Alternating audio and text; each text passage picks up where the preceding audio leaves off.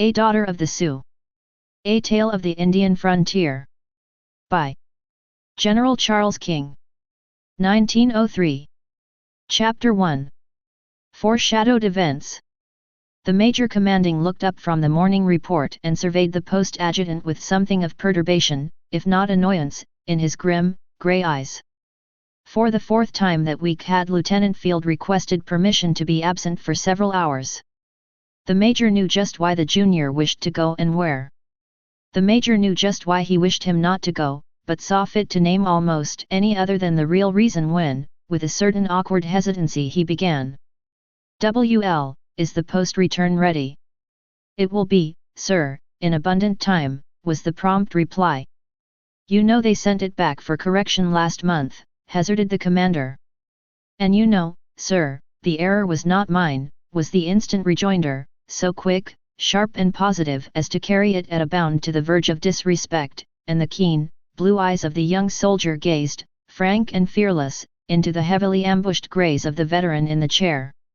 It made the latter wince and stir uneasily. "If there's one thing I hate, Field, it is to have my papers sent back by some whipsnapper of a clerk, inviting attention to this or that error, and I expect my adjutant to see to it that they don't." "Your adjutant does see to it, sir. I'm willing to bet a month's pay fewer errors have been found in the papers of Fort Frayne than any post in the Department of the Platte. General Williams told you as much when you were in Omaha." The Major fairly wriggled in his cane-bottomed whirligig. What young Field said was true, and the Major knew it.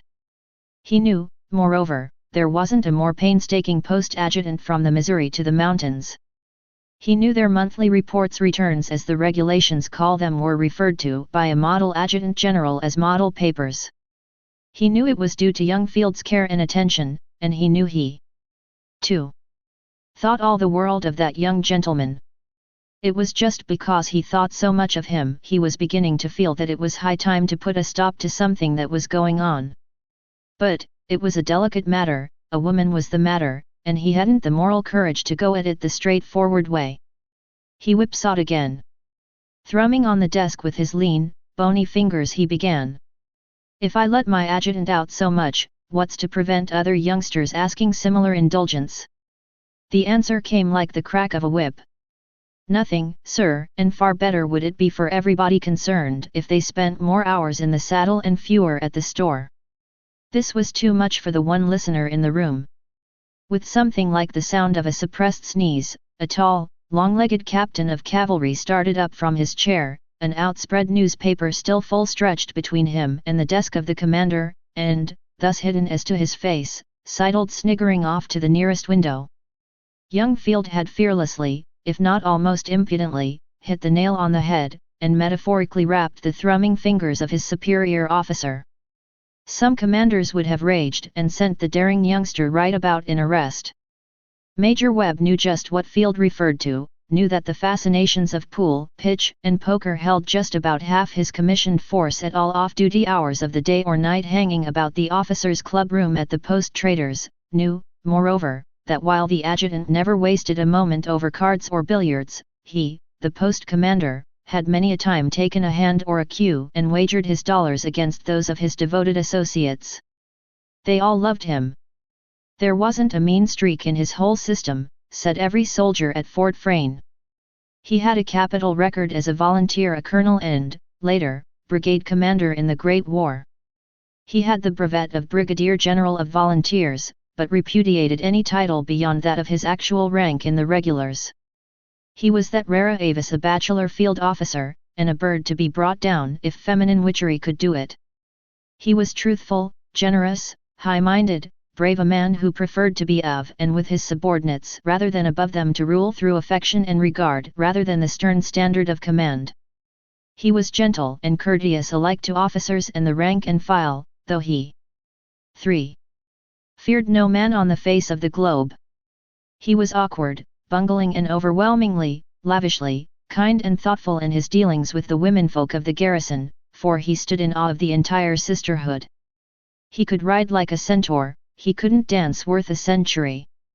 He could snuff a candle with his colt at 20 paces and couldn't hit a croquet ball to save his soul. His deep-set grey eyes, under their tangled thatch of brown, gazed straight into the face of every man on the Platte, soldier, cowboy, Indian, or half-breed, but fell abashed if a laundress looked at him.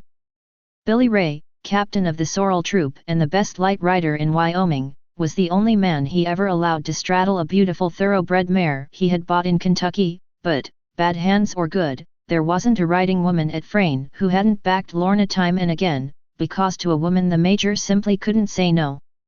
And though his favorite comrades at the post were captains like Blake and Billy Ray, married men both whose wives he worshipped, the major's rugged heart went out especially to Beverly Field, his boy adjutant, a lad who came to them from West Point only 3 years before the autumn this story opens, a young fellow full of high health, pluck and principle, a tip-top soldier, said everybody from the start, until, as Greg and other growlers began to declaim, the major completely spoiled him.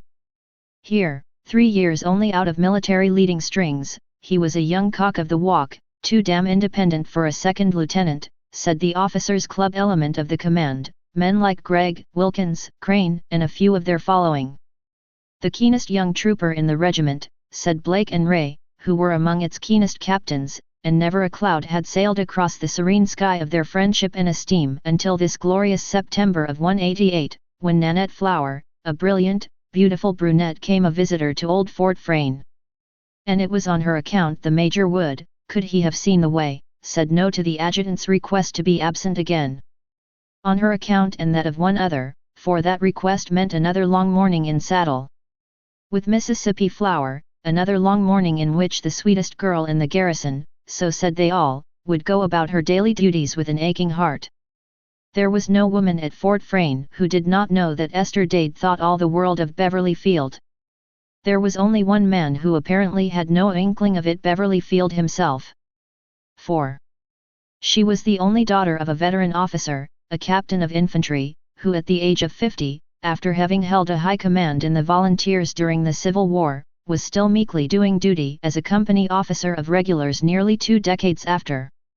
She had been carefully reared by a most loving and thoughtful mother, even in the crude old days of the Army, when its fighting force was scattered in small detachments all over the wide frontier, and men and women, too, lived on soldier rations, eked out with game, and dwelt in tents or ramshackle, one-storied huts, built by the labor of troops. At 12 she had been placed at school in the Far East, while her father enjoyed a 2 years' tour on recruiting service, and there, under the care of a noble woman who taught her girls to be women indeed, not vapid votaries of pleasure and fashion, Esther spent 5 useful years, coming back to her fond father's soldier roof a winsome picture of girlish health and grace and comeliness, a girl who could ride, walk, and run if need be, who could bake and cook, mend and sew, cut, fashion and make her own simple wardrobe, who knew algebra, geometry, and trig quite as well as, and history, geography and grammar far better than, most of the young West Pointers, a girl who spoke her own tongue with accuracy and was not badly versed in French, a girl who performed fairly well on the piano and guitar, but who sang full-throated, rejoiceful, exulting like the lark, the soulful music that brought delight to her aging father, half crippled by the wounds of the war days. And to the mother who so devotedly loved and carefully planned for her. Within a month from her graduation at Madame Piet's, she had become the darling of Fort Frayne, the pet of many a household, the treasure of her own. With other young gallants of the garrison, Beverly Field had been prompt to call, prompt to be her escort when dance or drive, ride, or picnic was planned in her honor, especially the ride, for Mr. Adjutant Field loved the saddle, the open prairie or the bold, undulating bluffs. But Field was the busiest man at the post. Other youngsters, troop or company subalterns, had far more time at their disposal, and begged for rides and dances, strolls and sports which the post adjutant was generally far too busy to claim. It was Esther who brought lawn tennis to Frayne and found eager pupils of both sexes, but Field had been the first to meet and welcome her, had been for a brief time at the start her most constant cavalier. Then, as others began to feel the charm of her frank, cordial, joyous manner, and learned to read the beauty that beamed in her clear, truthful eyes and winsome, yet not 5. Beautiful face, they became assiduous in turn, 2 of them almost distressingly so, and she could not wound them by refusals. Then came a fortnight in which her father sat as a member of a court-martial down at Old Fort Laramie, where were the band, headquarters, and 4 troops of the Th. And Captain and Mrs. Freeman, who were there stationed, begged that Mrs. Dade and Esther should come and visit them during the session of the court. There would be all manner of army gaieties and a crowd of outside officers, and, as luck would have it, Mr. Field was ordered thither as a witness in 2 important cases. The captain and his good wife went by stage, Esther and Beverly rode every inch of the way in saddle, camping overnight with their joyous little party at La Bonte.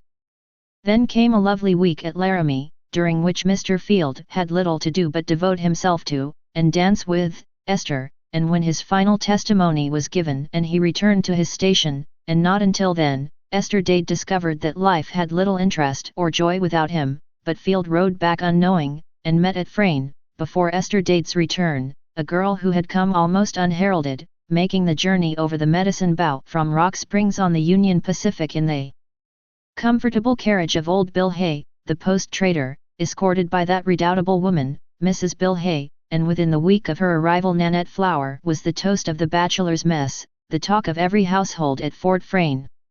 And well she might be.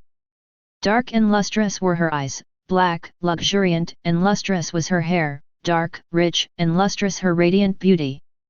In contour her face was well nigh faultless. It might have been called beautiful indeed but for the lips, or something about the mouth, that in repose had not a soft or winsome line, but then it was never apparently in repose. Smiles, sunshine, animation, rippling laughter, flashing, even, white teeth, these were what one noted when in talk with Mississippi Flower. There was something actually radiant, almost dazzling, about her face. Her figure, though petite, was exquisite, and women marked with keen appreciation, if not envy, the style and finish of her varied and various gowns.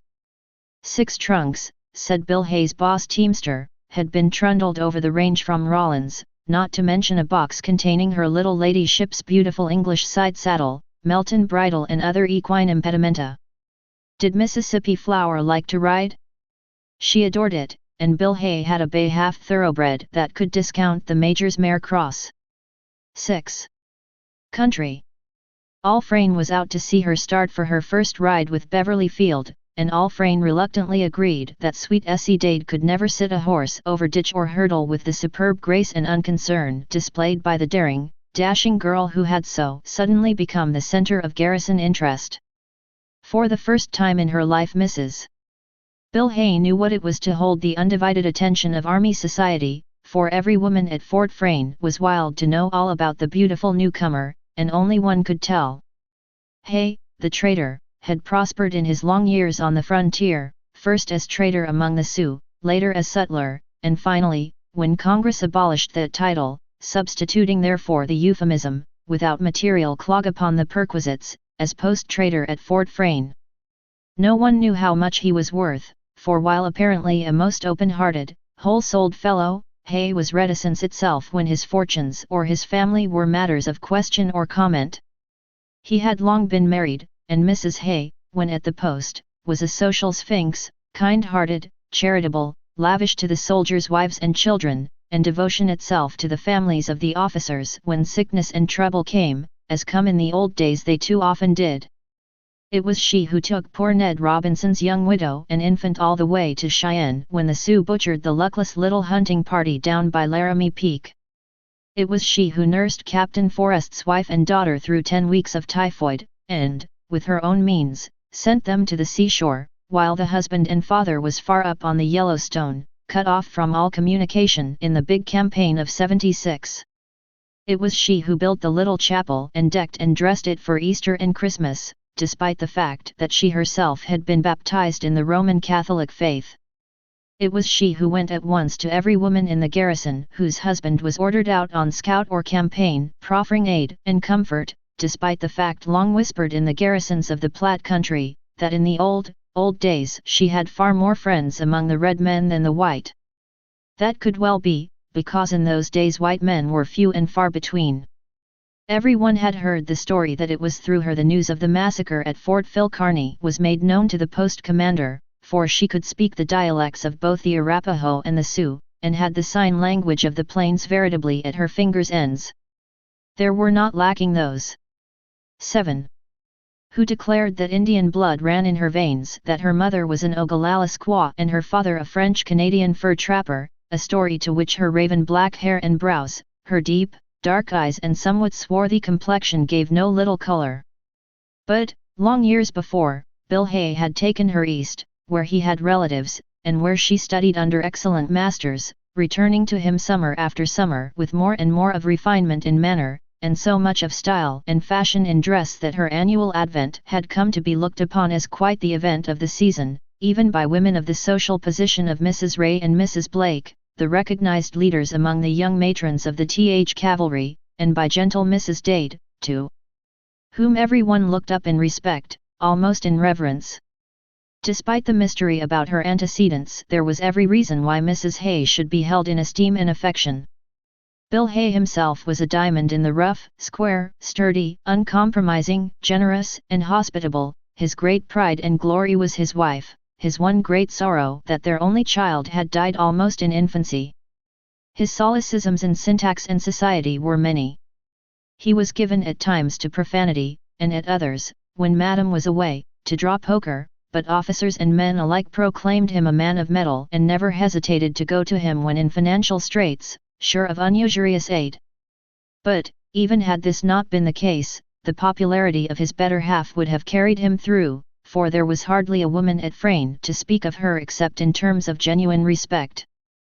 Mrs. Hay was truth-telling, sympathetic, a peacemaker, a resolute opponent of gossip and scandal of every kind, a woman who minded her own business and was only mildly insistent that others should do likewise. She declined all overtures leading to confidences as to her past, and demanded recognition only upon the standard of the present, which was unimpeachable. All the same, it came something like a shock to society at Frayne that, when she appeared at the post this beautiful autumn of 188, nearly 3 months later than the usual time, she should be accompanied by this brilliant and beautiful girl of whom no one of their number had previously heard, and whom she smilingly, confidently presented as, "My niece, Mississippi Flower." There was a dance the night the Dades got home from Laramie. Nearly all day long had they driven in the open buckboard over the rough 8. winding road along the Platte, and Mrs. Dade was far too tired to think of going, but Esther was so eager that her father put aside his precious paper, tucked her under his arm and trudged cheerily away across the parade toward the bright lights of the hop room. They had a fairly good string orchestra at Frayne that year, and one of Strauss's most witching waltzes, Sounds from the Vienna Woods, had just been begun as father and daughter entered. A dozen people, men and women both, saw them and noted what followed. With bright, almost dilated, eyes, and a sweet, warm color mantling her smiling face, Esther stood gazing about the room, nodding blithely as she caught the glance of many a friend, yet obviously searching for still another. Then of a sudden they saw the bonny face light up with joy uncontrollable, for Mr. Field came bounding in at the side door, opening from the veranda of the adjutant's office. He saw her, smiled joyous greeting as he came swiftly toward her, then stopped short as a girl in black grenadine dropped the arm of her cavalier, the officer with whom she was promenading, and without a moment's hesitation, placed her left hand, fan-bearing, close to the shoulder knot on his stalwart right arm, her black-gloved right in his white-kitted left, and instantly they went gliding away together, he nodding half in whimsical apology, half in merriment, over the black-spangled shoulder, and the roseate light died slowly from the sweet, smiling face. The smile itself seemed slowly freezing as the still dilated eyes followed the graceful movements of the couple, slowly, harmoniously winding and reversing about the waxen floor. Even at the point she had never seen more beautiful dancing. Even when her stanchest friend, Mrs. Blake, pounced upon her with fond, anxious, welcoming words, and Mrs. Ray, seeing it all, broke from her partner's encircling arm, and sped to add her greeting, the child could hardly regain self-control, and one loving-hearted woman cried herself to sleep that night for the woe that had come into the soft and tender eyes which had first beamed with joy at sight of Beverly Field, then filled with sudden dread immeasurable. But the Major sought to block that morning ride in vain. The impetuous will of the younger soldier prevailed, as he might have known it would, and from the rear gallery of his quarters, with his strong field glass, Major Webb watched the pair fording the Platte far up beyond Pyramid Butte. Going over to that damned Sioux village again, he swore between his 9 set teeth. That makes the third time she's headed him there this week, and with strange annoyance at heart he turned away to seek comfort in council with his stanch henchman, Captain Ray, when the orderly came. Bounding up the steps with a telegraphic dispatch which the major opened, Reed turned a shade grayer and whistled low. "My compliments to Captains Blake and Ray," said he, to the silent young soldier, standing attention at the doorstep, "and say I should be glad to see them here at once." That night the sentries had just called off 1:30 when there was some commotion at the guardhouse. A courier had ridden in post-haste from the outlying station of Fort Beecher, far up under the lee of the Bighorn Range. The corporal of the guard took charge of his reeking horse, while the sergeant led the messenger to the commander's quarters. The major was already awake and half-dressed. "Call the adjutant," was all he said, on reading the dispatch, and the sergeant sped away. In less than 5 minutes he was back. "I could get no answer to my knock or ring, sir, so I searched the house. The adjutant isn't there." 10. Chapter 2. Absent from duty. For a moment the major stood in silence, then, briefly saying, "Call Captain Ray," turned again to the dimly lighted hallway of his commodious quarters. The women thought it such a shame there should be no lady of the house for the largest and finest of the long line known as Officers' Row, while the sergeant of the guard scurried away to the soldier home of the senior cavalry captain on duty at the post. When the major again came forth his field glasses were in his hand and he had hurried down the steps and out into the broad sheen of the moonlight when he caught sight of the courier seated on the horse-block at the gate, wearily leaning his head upon his gauntleted hand. Webb stopped short. "Come right in here, my lad," he cried, "I want to speak with you," and, followed slowly by the soldier, he entered his parlour, and whirled an easy chair in front of the open fireplace. "Sit right down there now, and I'll be with you in a minute," he added, bustled into the rear room and presently reappeared with a decanter and glass, poured out a stiff tot of Monongahela, "A little water?" he asked, as the trooper's eye brightened gratefully. A little water was added and off came the right-hand gauntlet. "I drink the major's health and long life to him," said the soldier, gulping down the fluid without so much as a wink. Then, true to his training, set down the glass and stood strictly at attention. "You've had nothing to eat since yesterday morning, I'll be bound," said Webb. "Now, I've got to see some of my officers at once. You make yourself at home here. You'll find cold beef, bread, cheese, pickles, milk, if you care for it, and pie right there in the pantry.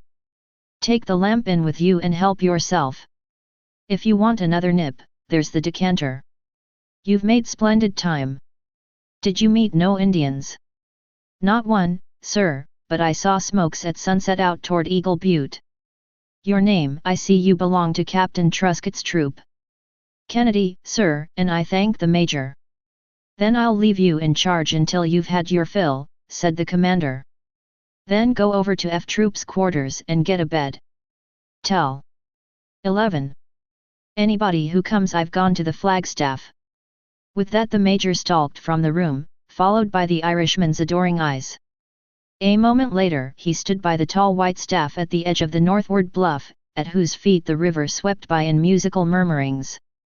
There he quickly focused his glass, and gazed away westward up the Platte to where but the evening before a score of Indian lodges dotted the other bank, perhaps 2 miles away. The September moon was at its full end, in that rare, cloudless atmosphere, flooding the valley with its soft, silvery light so that close at hand, within the limits of the garrison, every object could be almost as distinctly seen as in broad daylight, but, farther away, over the lowlands and the river bottom and the rolling prairie stretching to the northern horizon, the cottonwoods along the stream or in the distant swales made only black blotches against the vague, colorless surface. And the bold bluffs beyond the reservation limits south of the flashing waters, the sharp, saw-like edge of the distant mountain range that barred the way to the west, even the clean-cut outlines of Eagle Butte, the landmark of the northward prairie, visible for 50 miles by day, were now all veiled in some intangible filament that screened them from the soldier's searching gaze. Later in the season, on such a night, their crests would gleam with radiance almost intolerable, the glistening sheen of their spotless crown of snow. All over this broad expanse of upland prairie and wooded riverbed and boldly undulating bluff line not so much as a spark of fire peeped through the wing of night to tell the presence of human wayfarer, white, half-breed or Indian, even where the Sioux had swarmed, perhaps 200 strong, at sunset of the day gone by. Close at hand, northernmost of the brown line, was the double set of quarters occupied by Captains Blake and Ray, the latter, as senior, having chosen the half nearest the bluff because of the encircling veranda and the fine, far-extending view. A bright light gleamed now behind the blinds of the corner room of the second floor, telling that the captain was up and dressing in answer to the commander's summons, but all the rest of the dozen houses were black, save where at the middle of the row a faint glow came from the open doorway at the commanding officers. Across the broad level of the parade were the long, low barracks of the troops, 6 in number, gable-ending east and west. Closing the quadrangle on the south were the headquarters buildings and the 12. Assembly room, the offices of the adjutant and quartermaster, the commissary and quartermaster's storehouses, etc. At the southwest angle stood the guardhouse, where oil lamps, backed by their reflectors of polished tin, sent brilliant beams of light athwart the roadway. Beyond these low buildings the black bulk of the Medicine Bow Mountains, only a dozen miles away, tumbled confusedly against the sparkling sky. All spoke of peace, security, repose, for even in the flats under the westward bluff, where lay the wide extended corrals, hay and wood yards and the stables, not one of the myriad dogs that hung about the post was lifting up his voice to bay the autumn moon. Even those easily started night trumpeters, the big Missouri mules, sprawled about their roomy, sand-floored stables and drowsed in placid comfort, wearied with their musical efforts of the earlier hours of the night and gathering impetus for the sonorous braying with which they should presently salute the dawn. Beyond the guardhouse, at the edge of the plateau overlooking the westward flats, but invisible from the Flagstaff bluff, stood the big wooden edifice known as the store, with its card and billiard room for the officers on the southern side, another for the enlisted men upon the northern, the bar and general merchandise establishment compressed between them. Southward, farther still, surrounded by crude greenhouses abounding in potted plants and beds of vine and vegetables, was the big and somewhat pretentious house of the post trader himself, his own stables and corral being halfway down the slope and well away from those of the garrison. Out of sight, muttered Webb, but by no means out of mind, for it was safe to say the thoughts of more than half the men and women making up the social element of Fort Frayne had been centering within the last few days beneath the roof that gave shelter to that brilliant, fascinating beauty Nanette Flower. 10 days a denizen of the fort, it seemed as though she had been there as many weeks, so completely had she accepted the situation and possessed herself of the ins and outs of garrison life. The women had called, of course, and gone away filled with unwilling admiration, for the girls' gowns and graces were undeniable. The married men, as was the army way, had called with their wives on the occasion of the first visit. The bachelors, from Webb down to the junior subaltern, had called in little squads at first, afterwards, except the major, they sought to see Mississippi Flower when other fellows were not present. Even Hartley and Donovan. 13. The two whose devotions to Esther Dade had been carried to the verge of oppression, and who were on terms of distant civility only when compelled to appear together in the presence of women or their other superiors, had been moved to more than one visit at the Hays, but Hartley speedily returned to his undesired siege at the quarters of Captain Dade, while Donovan joined forces with 2 other youngsters, Bruce and Putney, because it gave them comfort to Botherfield, who, being the adjutant, and a very busy man, could visit only at certain hours of the day or evening. Now, it had become apparent to the boys that despite her general attitude of cordiality their attentions were not what Mrs. Hay so much desired as those of the major commanding. Twice had he been invited to dine within the week of Nanette's coming. Once he accepted. The second time he begged off on plea of a previous engagement, subsequently made, to go shooting with Blake. It was the bachelor heart and home of Major Webb to which Mrs. Hay would have laid vicarious siege, small blame to her, for that indomitable cross-examiner, Mrs. Wilkins, wife and manager of the veteran ranker now serving as post quartermaster, had wormed out of Mrs. Hay the admission that Nanette had no fortune. She was the only daughter of a half-brother, very dear to Mrs. Hay, whom she had lost, she said, long years before. To do her justice, it was quite apparent that Mississippi Flower was no party to the plan, for, though she beamed on Webb as she did on all, she frankly showed her preference for the younger officers who could dance as well as ride, and either dancing or riding was her glory. She danced like a sylph, she seemed to float about the room as though on air, she rode superbly, and shirked no leap that even Ray and Field took with lowered hands and close-gripping knees. She was joyous, laughing, radiant with all the officers, and fairly glowed with cordiality for all the women. But it speedily developed that she would rather dance with Field than any of the others, probably because he was by far the best waltzer, and to ride with him, because, Ray accepted, there was none to excel him in the saddle. 10 days had she been at Frayne, and within that time had become as thoroughly at ease and home as though it had been her abiding place since babyhood. It was plain to see that Big Bill Hay almost worshipped this lovely protégé of the wife he more than worshipped. It was plain to see that Webb uneasily held aloof, as though fearful of singeing his shriveling wings. It was plain to see that the hitherto indomitable Mrs. Wilkins was puzzled. It was not so plain to see that. 14. There were 2 women at the post on whom Miss Flower's charms made slight impression: Madame Blake and Ray, 2 wise young matrons who were known to have few secrets from each other and no intimacies, or rather no confidences, with any other woman at Fort Frayne, Mrs. Dade possibly accepted. But what they thought, their liege lords stood ready to swear to, and it was to them Webb turned in his perplexity when it became apparent that his young adjutant was ensnared. It was to Ray he promptly opened his heart, as that veteran of a dozen Indian campaigns, then drawing his 4th fogey, came hastening out to join the commander. "Here's confirmation of the telegram." "Read that, Ray," said Webb, handing him the dispatch from Fort Beecher. "Then come with me to Fields." "He's missing." "Missing?" cried Ray, in consternation, as he hurriedly opened the page. "In God's name, what do you mean?" "I mean, he isn't in quarters and hasn't been in bed tonight. Now I need him, and it's 2 o'clock. Even as he spoke, the voice of the sentry at the guardhouse rang out the watch call through the still and sparkling night. It was taken up by number 2 back of the storehouses, and his all's well was still echoing among the foothills, prolonged and powerful, when number 3, down at the quartermaster's corral, began his soldier song, and so, alert, cheery, reassuring, the sentries sent their deep-voiced assurance on its unbroken round to the waking guardian at the southwest angle, and as his final AAALL's WEL went rolling away over bluff and stream and prairie, Ray lifted a grave and anxious face from the fateful paper.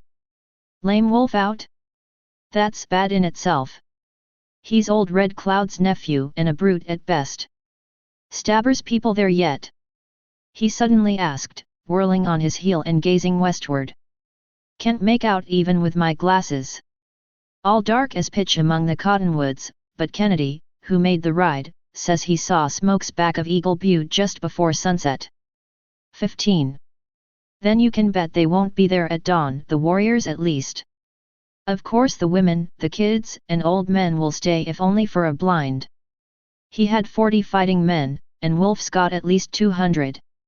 What started the row? The arrest of those 2 young bucks on charge of killing Finn, the sheep herder, on the Piney last week. I don't believe the Sioux began it. There's a bad lot among those damned rustlers," said Webb, snapping the glass into its well-worn case. "But no matter who starts, we have to finish it. Old Plotter is worried and wants help. Reckon I'll have to send you, Ray." "Ready whenever you say, sir," was the prompt and soldierly reply. Even marriage had not taken the edge from Ray's keen zest for campaigning. "Shall I have out my sergeant and cooks at once? We'll need to take rations." "Yes, but wait with me till I wire the chief at Laramie. Come to the office." So saying, the post commander turned and strode away. The captain glanced at the upper window where the light now dimly burned, but blind and window were open, and a woman's form appeared. "It's all right, matey," called the captain, softly. "May have to start out on scout at daybreak. That's all. Home soon, and with a reassuring wave of the hand, turned again to his stanch friend and commander. "I hate to send you again," said Webb. "You were out in June, and the others have had only short scouts since." "Don't bother. What's a cavalryman for? Shall we?" "I can't believe it somehow," and Ray stopped, glanced inquiringly at the major, and then nodded toward the doorway of the third house on the row. The ground floor was occupied by Field as his quarters, the upstairs rooms by Putney and Ross. "Come in," said the major, briefly, and, pushing through the gate they softly entered the dark hallway and struck a light in the front room. A wood fire was smoldering on the andirons in the wide brick chimney place. An open book, face downward, was on the center table. 2 embroidered slippers lay as though hurriedly kicked off, one under the sofa beyond the mantelpiece, the other halfway across the worn carpet. 16. Striking another match at the doorway, Ray passed on to the little inner room, the bedchamber. On the bed, carelessly thrown, were the young officer's best and newest forage cap, undress uniform coat and trousers. He had used them during the evening when calling at the Hayes. On the floor were the enameled leather buttoned boots he wore on such occasions. The bed was otherwise untouched. Other boots and shoes in orderly row stood against the wall beside the plain, unpainted wardrobe. The spurred riding boots and the knee-tight breeches were gone. Turning back to the front room, Ray found the major, his face grey and disturbed, holding forth to him an open envelope. Ray took it and glanced at the superscription. "Lieutenant Beverly Field, Fort Frayne," and returned it without a word. Both knew the strange, angular, slashing handwriting at a glance, for both had seen and remarked it before. It was Nanette Flowers. Dropping the envelope on the table, he had found it on the floor. Webb led the way to the open air. There was then no time to compare views. There stood the sergeant. "Sir," said he, with a snap of the gloved left hand at the brown tube nestling in the hollow of the shoulder, "Number 5 reports that he has heard galloping hoofbeats up the bench twice in the last half hour, and thought he saw distant horsemen. 3, couldn't say whether they were Indians or cowboys." "Very good, Sergeant," was the major's brief answer. "Send for the telegraph operator and my orderly." The sergeant turned. "One moment," called Ray, "your pardon, Major. My first sergeant, 2, and sergeant, have any sentries reported horses taken out from the stables tonight?" "Not one, sir," and, stanch and sturdy, the commander of the guard stood ready to vouch for his men. "That's all." A quick salute, a face to the right about, and the sergeant was gone.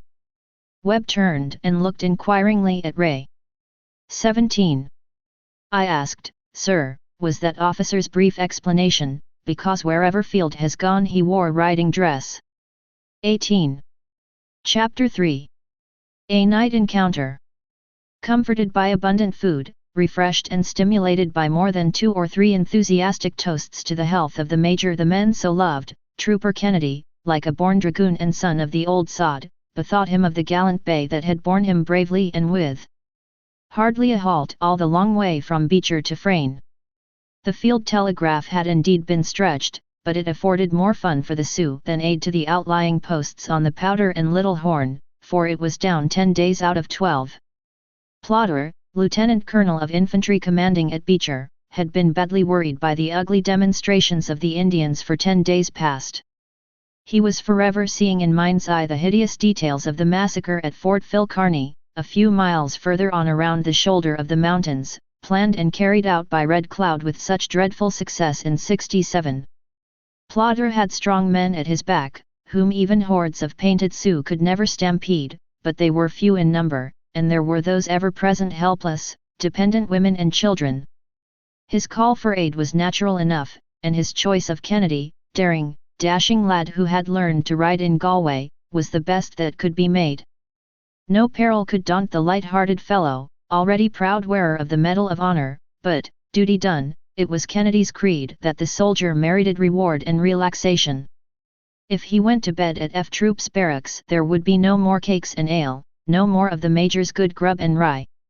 If he went down to look after the gallant steed he loved, saw to it that Kilmaine was rubbed down, bedded, given abundant hay and later water, sure then, with clear conscience, he could accept the Major's bid, and call again on his bedward way and toast the Major to his Irish heart's and stomach's content. Full of pluck and fight and enthusiasm, and only quarter full, he would insist, of rye, was Kennedy as he strode whistling down the well-remembered road to the flats, for he, with Captain Truscott's famous troop, had served some months at Frayne before launching forth to Indian story land in the shadows of the Big Horn Range.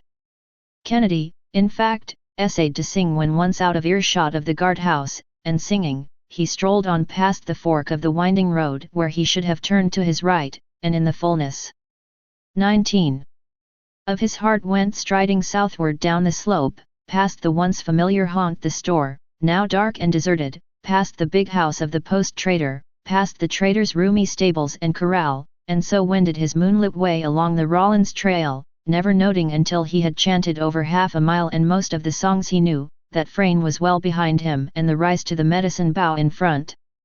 Then Kennedy began to laugh and call himself names, and then, as he turned about to retrace his steps by a short cut over the bottom, he was presently surprised, but in no wise disconcerted, to find himself face to face with a painted Sioux. There by the path side, cropping the dewy grass, was the trained pony. Here, lounging by the trail, the thick black braids of his hair interlaced with beads, the quill gorget heaving at his massive throat, the heavy blanket slung negligently, gracefully about his stalwart form, his nether limbs and feet in embroidered buckskin, his long-lashed cord in hand, here stood, almost confronting him, as fine a specimen of the warrior of the plains as it had ever been Trooper Kennedy's lot to see, and see them he had many a time and oft. In that incomparable tale, my lord the elephant, the great Mulvaney comes opportunely upon a bottle of whiskey and a goblet of water. "The first and second drink I didn't taste," said he, vain dhry, "but the fourth and fifth took hold, and I began to think scornful of elephants." At no time stood Kennedy in awe of a Sioux. At this time he held him only in contempt. "How, John," said he, with an Irishman's easy insolence, "lookin' for a chance to steal somethin' is it?" And then Kennedy was both amazed and enraptured at the prompt reply in the fervent English of the far frontier. "Go to hell, you pockmarked son of a scut! Where'd you steal your whiskey?"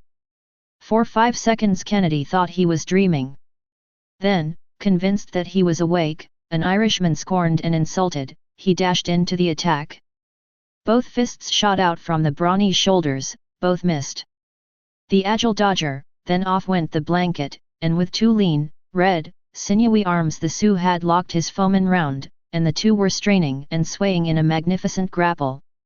At arm's length Pat could easily have had the best of it, for the Indian never boxes, but, in a 20 bear hug and a wrestle, all chances favored the Sioux. Cursing and straining, honors even on both for a while, Connaught and Wild Wyoming strove for the mastery. Whiskey is a wonderful starter but a mighty poor stayer of a fight. Kennedy loosed his grip from time to batter wildly with his clenched fists at such sections of Sioux anatomy as he could reach, but, at range so close, his blows lacked both swing and steam, and fell harmless on sinewy back and lean, muscular flanks. Then he tried a Galway hitch and trip, but his lithe antagonist knew a trick worth 10 of that. Kennedy tried many a time next day to satisfactorily account for it, but never with success. He found himself speedily on the broad of his back, gasping for breath with which to keep up his vocal defiance, staring up into the glaring, vengeful black eyes of his furious and triumphant foeman. And then in one sudden, awful moment he realized that the Indian was reaching for his knife. Another instant it gleamed aloft in the moonlight, and the poor lad shut his eyes against the swift and deadly blow. Curses changed to one wordless prayer to heaven for pity and help. He never saw the glittering blade go spinning through the air. Vaguely, faintly he heard a stern young voice ordering hold there.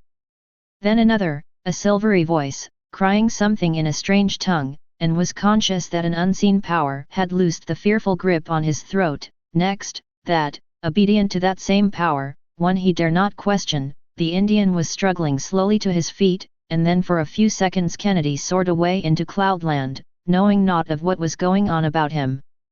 When he came to again, he heard a confused murmur of talk about him, and grew dimly aware that his late antagonist was standing over him, panting still and slightly swaying, and that an officer, a young athlete, was saying rebukeful words. Well, he knew him, as what trooper of the th did not, Lieutenant Beverly Field, but, seeing the reopened eyes, it was the Indian again who sought to speak. With uplifted hand he turned from the rescuer to the rescued. "You're saved this time, you cur of a Mick," were, expurgated of unprintable blasphemy, the exact words of the semi-savage lord of the frontier, "but by the God that made us both, I'll get you before another moon, you, and when I do I'll cut out your blackguard heart and eat it." Then bounding on his pony, away he sped at mad gallop, westward. 21. For a moment no further word was spoken. The officer presently helped the soldier to his feet and stayed him, for the latter's legs seemed wobbly. Field let his salvage get its breath before asking questions. Yet he was puzzled, for the man's face was strange to him. "Who are you?" he asked, at length, "and what on earth are you doing out here this time of night?" "Kennedy, sir. Captain Truscott's troop, at Fort Beecher. I got in with dispatches an hour ago." "What?" cried Field. "Dispatches? What did you do?" "Gave 'em to the major, sir." "Beg pardon, they was lookin' for the adjutant, sir, and Sergeant Hogan said he wasn't home." Even in the moonlight the Irishman saw the colour fade from the young officer's face. The hand that stayed him dropped nerveless.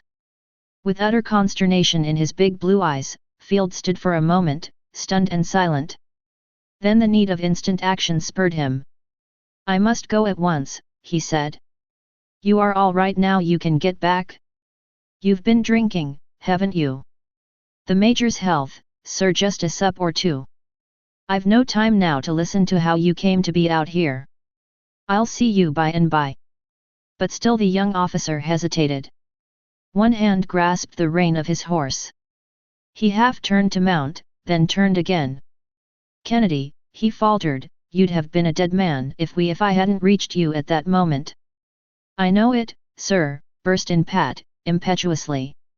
"I'll never forget it." "Hush, Kennedy, you must forget that you spoke with me, forget that you saw or heard any other soul on earth out here tonight. Can you promise?" "I'll cut my tongue out before I ever spake the word that'll harm the lieutenant, or or anyone he says, sir. But never will I forget. It ain't in me, sir." "Let it go at that then. Here, shake hands, Kennedy. Now, good night." Another instant and Field was in saddle and speeding away toward the post where lights were now dancing about the quartermaster's corral. 22. And firefly lamps were flitting down the slope toward the stables on the flats. Ray's men were already up and doing. Slowly, stiffly following, Pat Kennedy rubbed his aching head, with a hand that shook as never did his resolution. His bewildered brain was puzzling over a weighty problem. "The lieutenant's safe all right," he muttered, "but what's gone wid the squaw that was shoutin' Sioux at that mid-herrin' buck?" Meantime all Fort Frayne had seemed to wake to life. No call had sounded on the trumpet.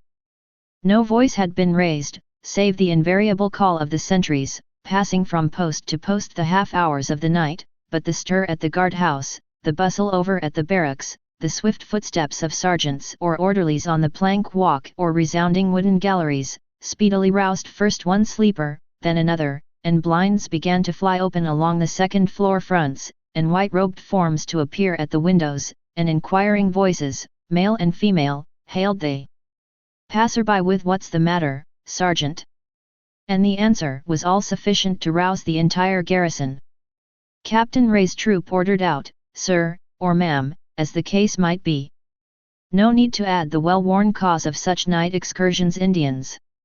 The office was brightly lighted, and there, sleepy-eyed and silent, were gathered many of the officers about their alert commander.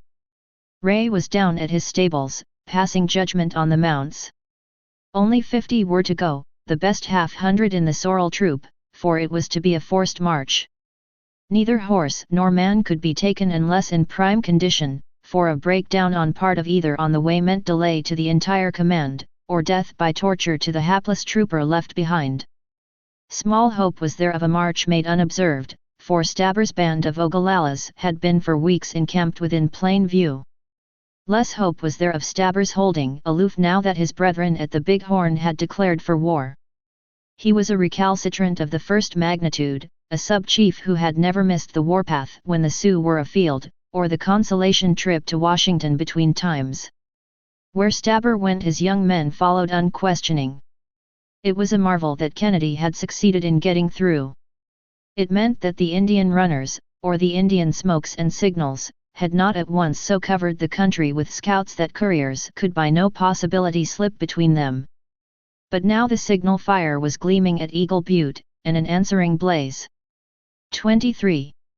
Had flared from Stabber's camp. Invisible from Fort Frayne, they had both been seen by shrewd non-commissioned officers, sent scouting up the Platte by Major Webb within half an hour of the coming of the alarm. "Ray will push ahead at once," said Webb, to his silent subordinates. "You see, Colonel Plodder has only 2 troops up there, and he will need all his infantry to defend the post. I've wired to Laramie and to department headquarters, and further orders will come before noon. Let all the cavalry be ready. Then if we push out, Dade, we leave Fort Frayne to you. They'll hardly venture south of the Platte this time." "Is Mr. Field going with Captain Ray?"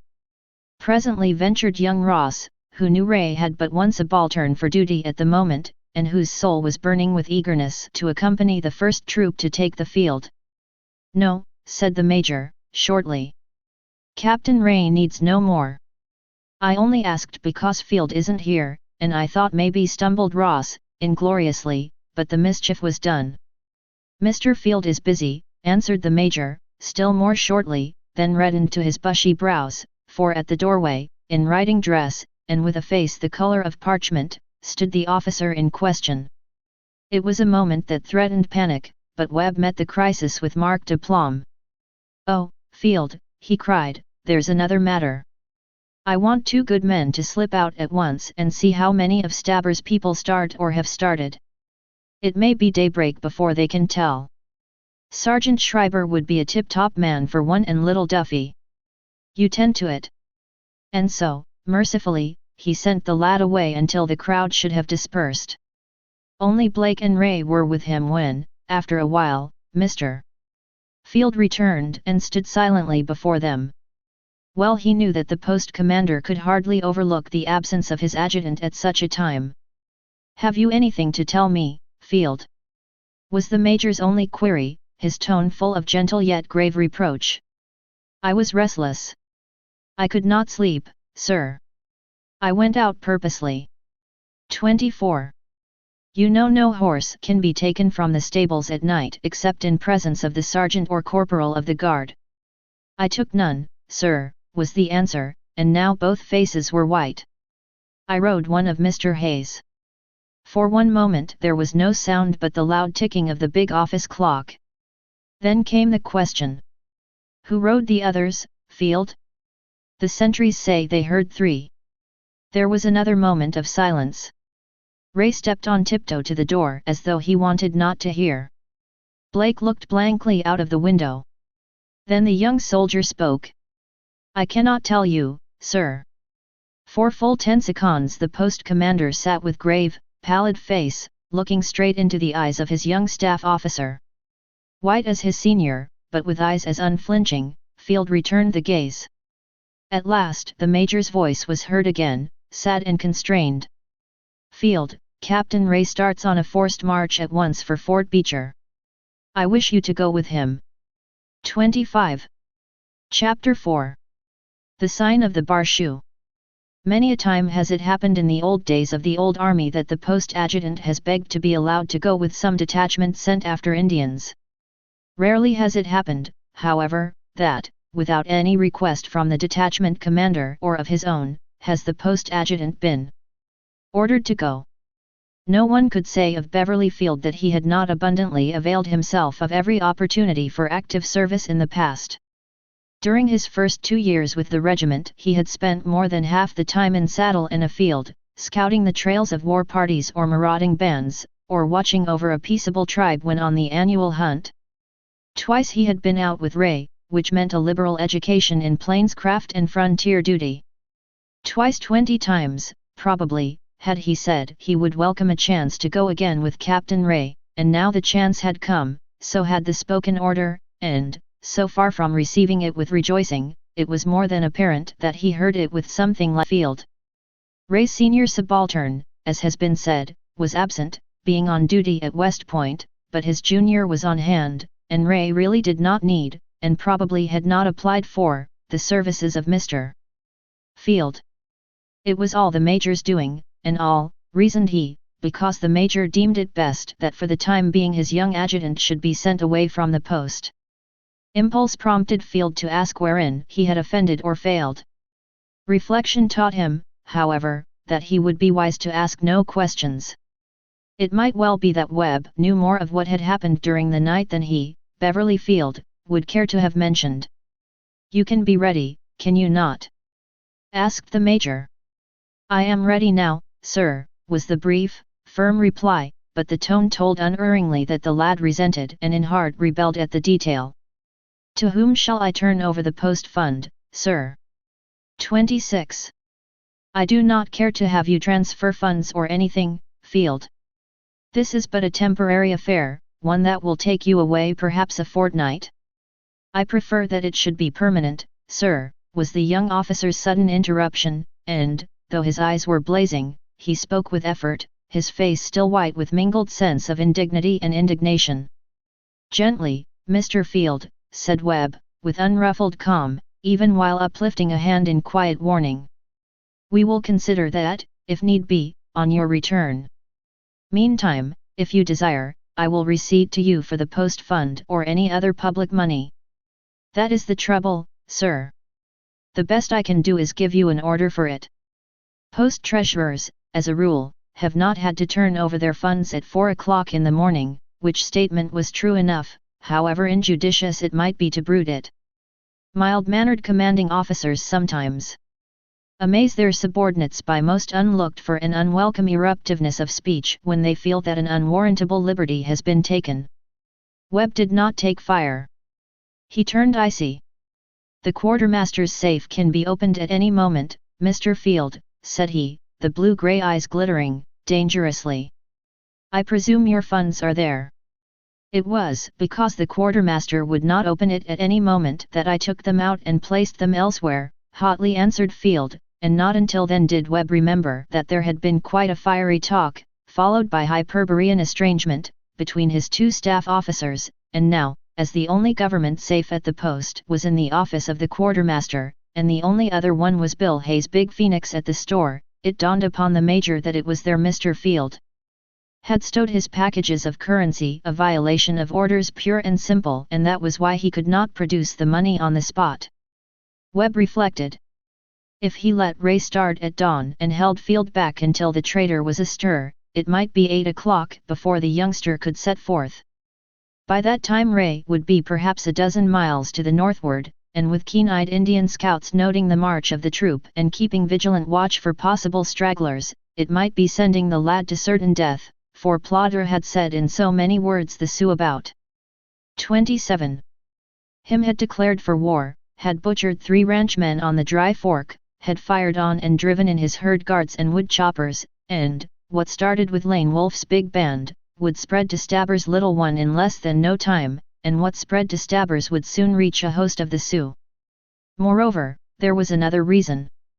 It would give Field opportunity for further conference with inmates of the traitor's household, and the Major had his own grave reasons for seeking to prevent that. "Your written order will be sufficient, Mr. Field," said he. "Send me memorandum of the amounts and I will receipt at once, so that you can go without further thought of them. And now, with a glance at the clock, you have hardly half an hour in which to get ready."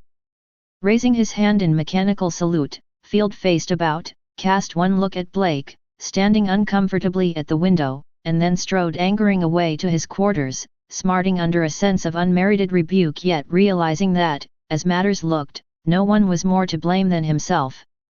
Just as the first faint flush of coming day was mantling the pallid eastern sky, and while the stars still sparkled aloft and the big, bright moon was sinking to the snow-tipped peaks far away to the occident, in shadowy column a troop of 50 horse filed slowly from the sorrel's big corral and headed straight for the Platte.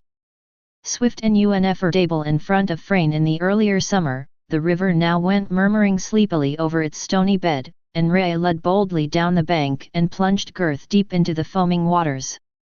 5 minutes more and every man had lined up safely on the northward bank.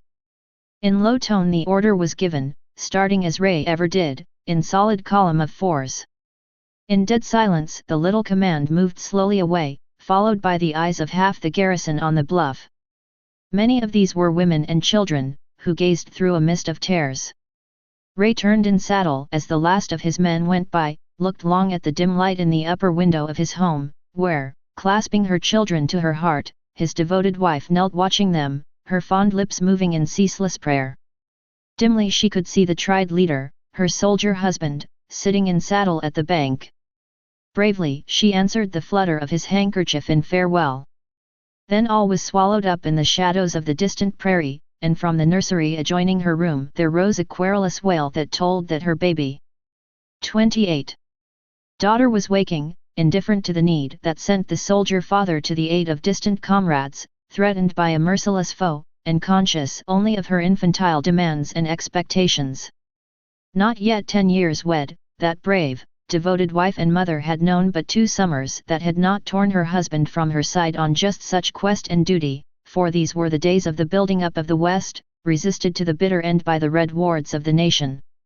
The sun was just peering over the rough, jagged outline of the eastward buttes, when a quick yet muffled step was heard on the major's veranda and a picturesque figure stood waiting at the door.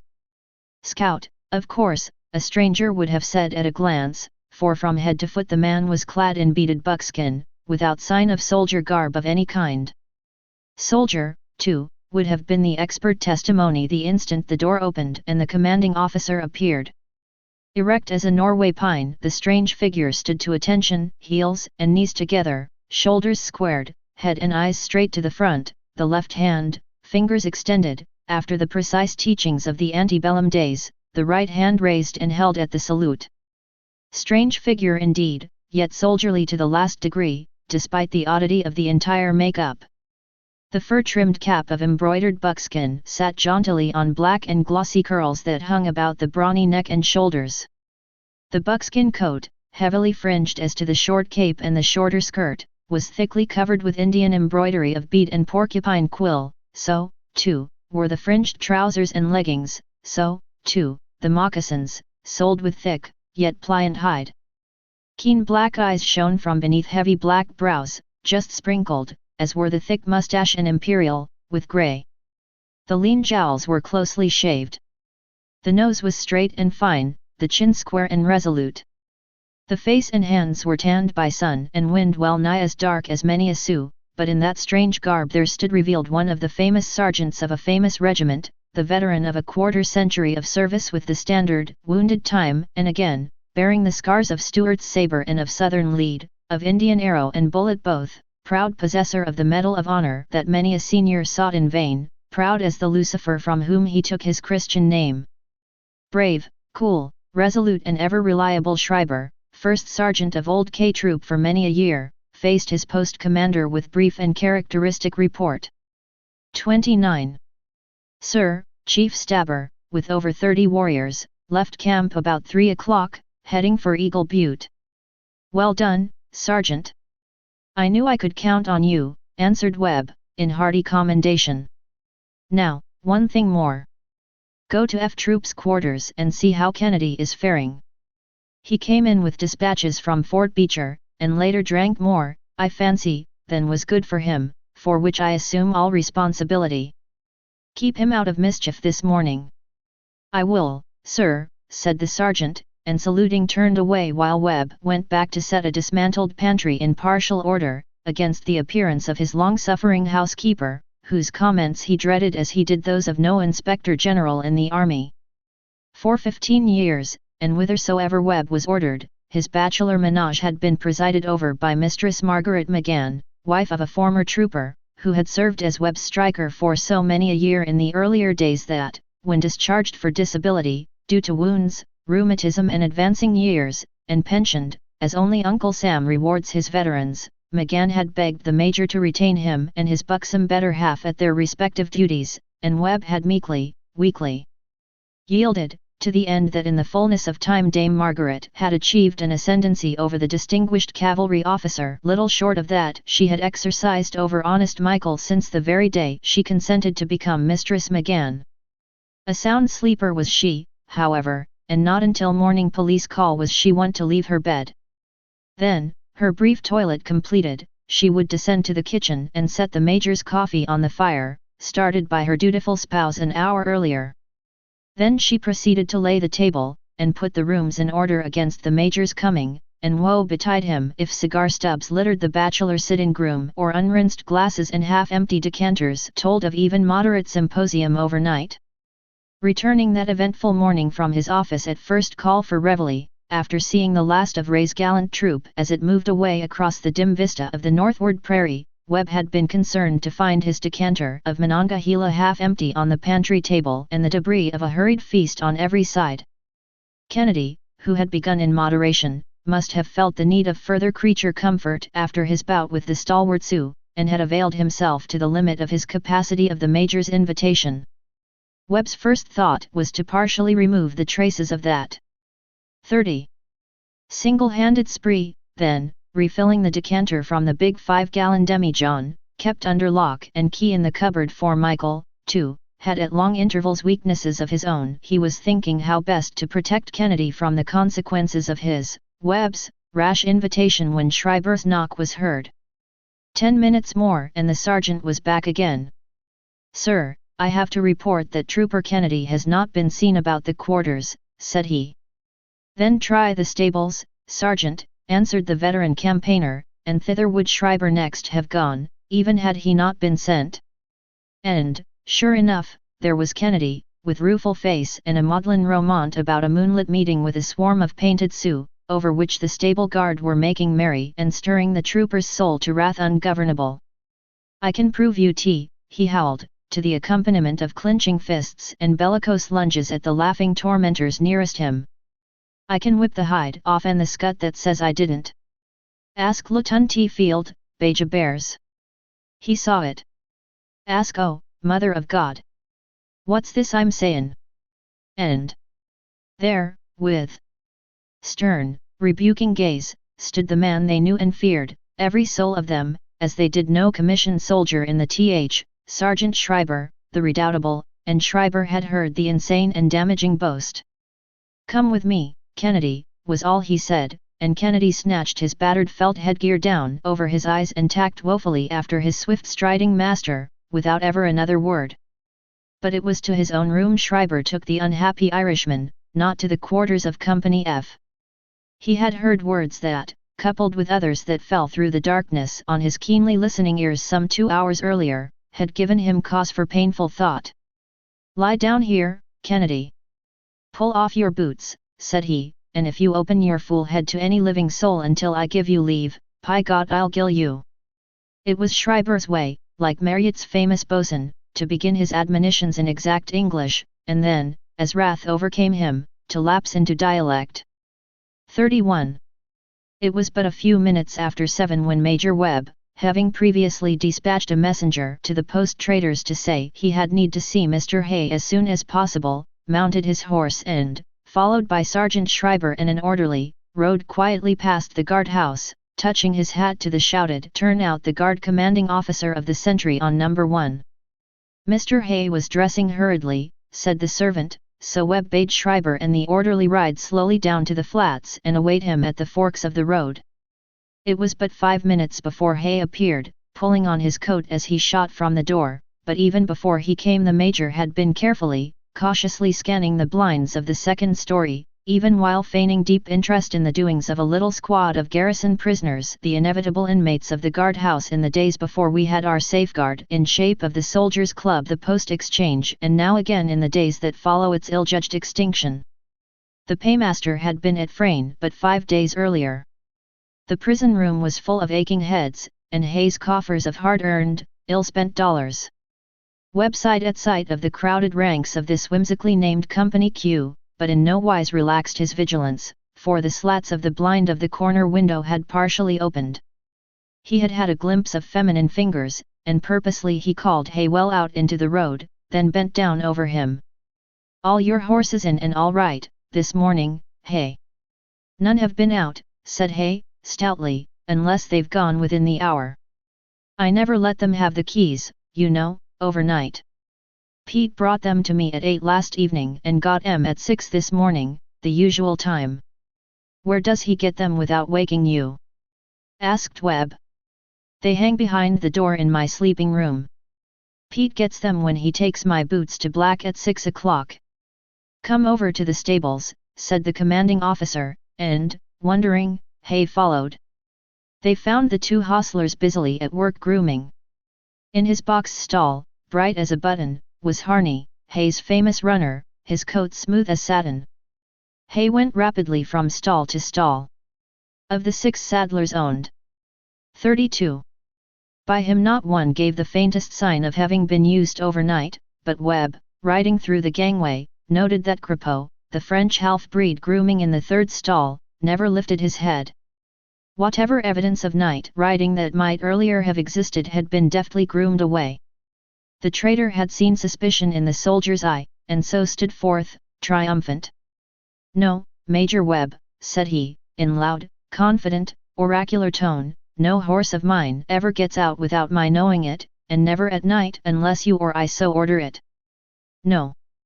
queried the Major, placidly. "Then how do you account for this?" Among the fresh hoof prints in the yielding sand, with which the police party had been filling the ruts of the outer roadway, was one never made by government horse or mule. In half a dozen places within a dozen rods, plain as a pikestaff, was the print of a bar shoe, worn on the off forefoot of just one quadruped at the post Hay's swift-running General Harney. 33. Chapter 5. A grave discovery. Only an hour was the Major away from his post. He came back in time for guard mounting and the reports of the officers of the day. He had reason to be on the parade at the assembly of the details, not so much to watch the work of the post adjutant pro tempore, as the effect of the sudden and unlooked-for change on certain of the customary spectators. He had swiftly ridden to the camp of the recreant Stabber and purposely demanded speech with that influential chieftain. There had been the usual attempt on part of the old men left in charge to hoodwink and to temporize, but when sharply told that Stabber, with his warriors, had been seen riding away toward Eagle Butte at 3 in the morning, the sages calmly confessed judgment, but declared they had no other purpose than a hunt for a drove of elk reported seen about the famous Indian race course in the lower hills of the Big Horn. Circling the camp, however, Webb had quickly counted the pony tracks across the still dewy bunchgrass of the bench, and found Schreiber's estimate substantially correct. Then, stopping at the lodge of Stabber's uncle, Old Spotted Horse, where that superannuated but still sagacious chief was squatted on his blanket and ostentatiously puffing a long Indian pipe, Webb demanded to know what young men remained in the village. Over 100 strong, old men, squaws and children, they thronged about him, silent, big-eyed and attentive, Schreiber interpreting as best he could, resorting to the well-known sign language when the crafty Sioux professed ignorance of the meaning of his words. "No young men. All gone," was the positive declaration of the venerable head of the bailiwick, when compelled at last to answer. But Schreiber had studied the pony herd and knew better. Moreover, not more than 6 of their ponies had been led along with the war party that set forth in the early hours of the moonlit morning. Others, both men and mounts, unavoidably left behind, would surely be sent forward at the first possible opportunity, and, much as Webb might wish to turn back to capture the party, well as he might know that other bands were in revolt and Stabber gone to help them, he was powerless under his orders to interfere until by some openly hostile act these laggards of the little band invited his reprisal. The rule of the road, as prescribed by the civil 34 authorities, to which the soldier had sworn obedience, being practically, don't defend until you are hit. Don't shoot until you are shot. Webb came cantering back assured that these frosy, malodorous lodges concealed, perhaps, half a score of fighting men who were a menace to the neighborhood and who could be counted on to make it more than interesting for any couriers that might have to be sent between the fort and the forces at the front. Calling Schreiber to his side, as, with long easy stride their trained mounts went loping swiftly homeward, he gave instructions the veteran heard with kindling eyes. Then, parting from him at the corrals, the commander rode on and dismounted at his quarters just as the trumpeters were forming on the broad, grassy level of the parade. Even without a band young Field had managed to make his guard mount a pretty and attractive ceremony. Frayne was a big post and needed a daily guard of 24 men, with the usual quota of non-commissioned officers. Cowboys, herders, miners, prospectors, rustlers, those pirates of the plains, and occasional bands of Indians, Sioux or Arapaho, were forever hovering about its borders in search of supplies, solid or fluid, and rarely averse to the conversion of public property to personal use. Like many a good citizen of well-ordered municipalities within the confines of civilization, they held that what belonged to the government belonged to them, and the fact that some officer would have to pay for whatsoever they stole, from a horse to a hammer, cut no figure in their deliberations. Frayne had long been a favorite place for fitting out depleted stock, animal, vegetable, or mineral, and there had been times when Webb found as many as 40 men almost too small a guard, and so gave it to be understood that sentries whose carbines were unlawfully discharged at night, without the formality of preliminary challenge or other intimation of business intentions, would be held blameless, provided they had something to show for their shot. A remarkable feature of the winter's depredation had been that Hayes Corral was never molested, although unguarded by the garrison and quite as much exposed as the most remote of the government shops, shanties, or stables. Field mounted his guard, except in cold or stormy weather, in full uniform, and the daily march past in review brought many of the 35 garrison ladies, most of the children and all of the dogs to the scene. Some of the households breakfasted just before, some just after guard mounting, but, as a rule, no one sat at table when almost everybody else was gathered along the westward edge of the broad parade. It was there the plans for the social day were discussed and determined. Rides, drives, hunts or picnics away from the post, dances, dinners, croquet or tennis within the garrison limits. It was the hour when all the girls were out, looking fair and fresh as daisies, and while the mothers sedately gossiped along the row of broad verandas, their daughters blithely chatted in little groups, or, as might often be, paced slowly with downcast eyes and mantling cheeks at the sight of some young gallant who had no thought for other duty than that of the thrilling moment. And here they were, well nigh a dozen of them, of all ages from 12 to 20, as the major sent his mount to the stables and made quick survey of the scene, and a moment's glance was sufficient to show that among them all there was stir and excitement beyond that which would be caused by so common an incident as the sending forth of a troop on scout. It was the fact that Field had gone and that young Ross was acting in his place that set them all to speculating on the cause. One of their number, promenading with Lieutenant Hartley, glanced up at Major Webb as they passed him by, with such a world of mingled question and reproach in her soft blue eyes that his heart for the moment smote him. He had never seen Esther Dade looking so languid or so wan, yet more of her and for her had he been thinking during the week gone by than of any other girl in or out of the army. Today, however, there was another he eagerly sought to see, and, with something akin to keen disappointment, noted that she was not among the strollers along the boardwalk or the chatting groups about the steps and gateways. Not once during her brief visit had she as yet missed guard mounting. Now her absence was significant. In the very eyes of the little party hastening toward him, 3 young girls and a brace of subalterns, he read question and cross-question, and was thankful to see Hay, the trader, trudging up the walk to join him. So seldom did the old frontiersman enter the quadrangle that people remarked upon his coming, remarked still more when Webb hurried down to meet him. 36. "You're right about the horses, Major," said Hay, mopping a moist and troubled face with a big bandana. "My racer and my best single-footer, Dan, were out last night. Dan's saddle-cloth was wet and so was Harney's. Someone outside has got false keys. I'll put new padlocks on at once, but for the life of me I can't think who would play me such a trick. To steal the horses, run 'em off to Rollins or up the Sweetwater or off to the hills, I could understand that. But to borrow them for an hour or two, why, it beats me hollow.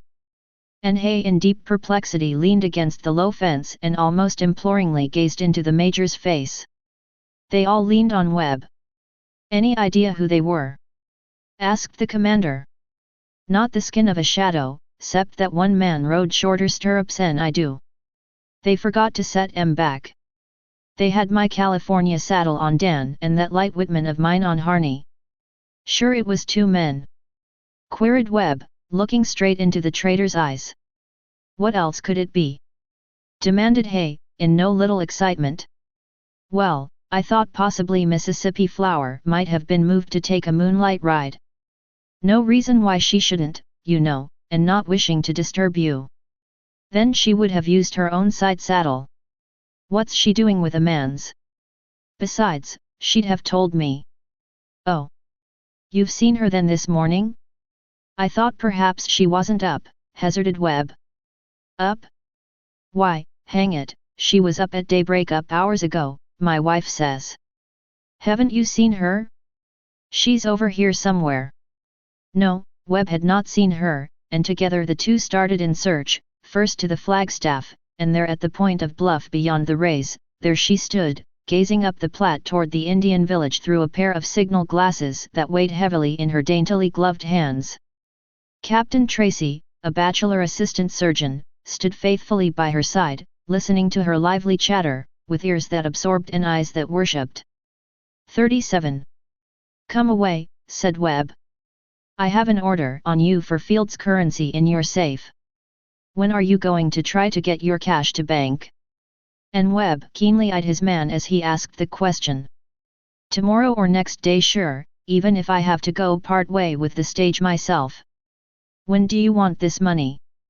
said Hay, tapping the envelope Webb had given him. "Well, now, if agreeable to you. I prefer to keep such funds at the quartermaster's." "Oh, good morning, Mrs. Ray," he cheerily called, lifting his cap, at sight of a young matron at an upper window. "Can you see them still?" he added, for the elder of the 2 boys was peering through a long telescope, perched on its brass tripod upon a little shelf projecting from the sill. Many a time had the Ray's spyglass been the last to discern some departing troop as it crossed the low divide 10 miles away to the north. Many a time had the first announcement of courier coming reached headquarters through Master Sandy, the firstborn of their olive branches. There were unshed tears in the gentle voice that answered. There was wordless anxiety in the sweet, pallid face that smiled so bravely through its sorrow. "The troop passed out of sight quarter of an hour ago, Major," said Mrs. Ray. But Sandy could see the flankers on their left until within the last 5 minutes. "Way out on their left, Major," interposed that young gentleman, big with importance. "If old Stabber tries any of his tricks with that troop he'll get his belly full." And Master Sandy plainly intimated both in tone and manner, not to mention the vernacular of the soldier, that Stabber might take liberties with any other troop or company at the post, but would best beware of daddies. And yet, not 3 months agone he had stoutly taken up the cudgels for the Frayne garrison, as a whole, against the Field, the wordy battle with the son and heir of the colonel commanding at Laramie culminating in a combat only terminated by the joint efforts of the stable sergeant and sentry, for both youngsters were game as their sires.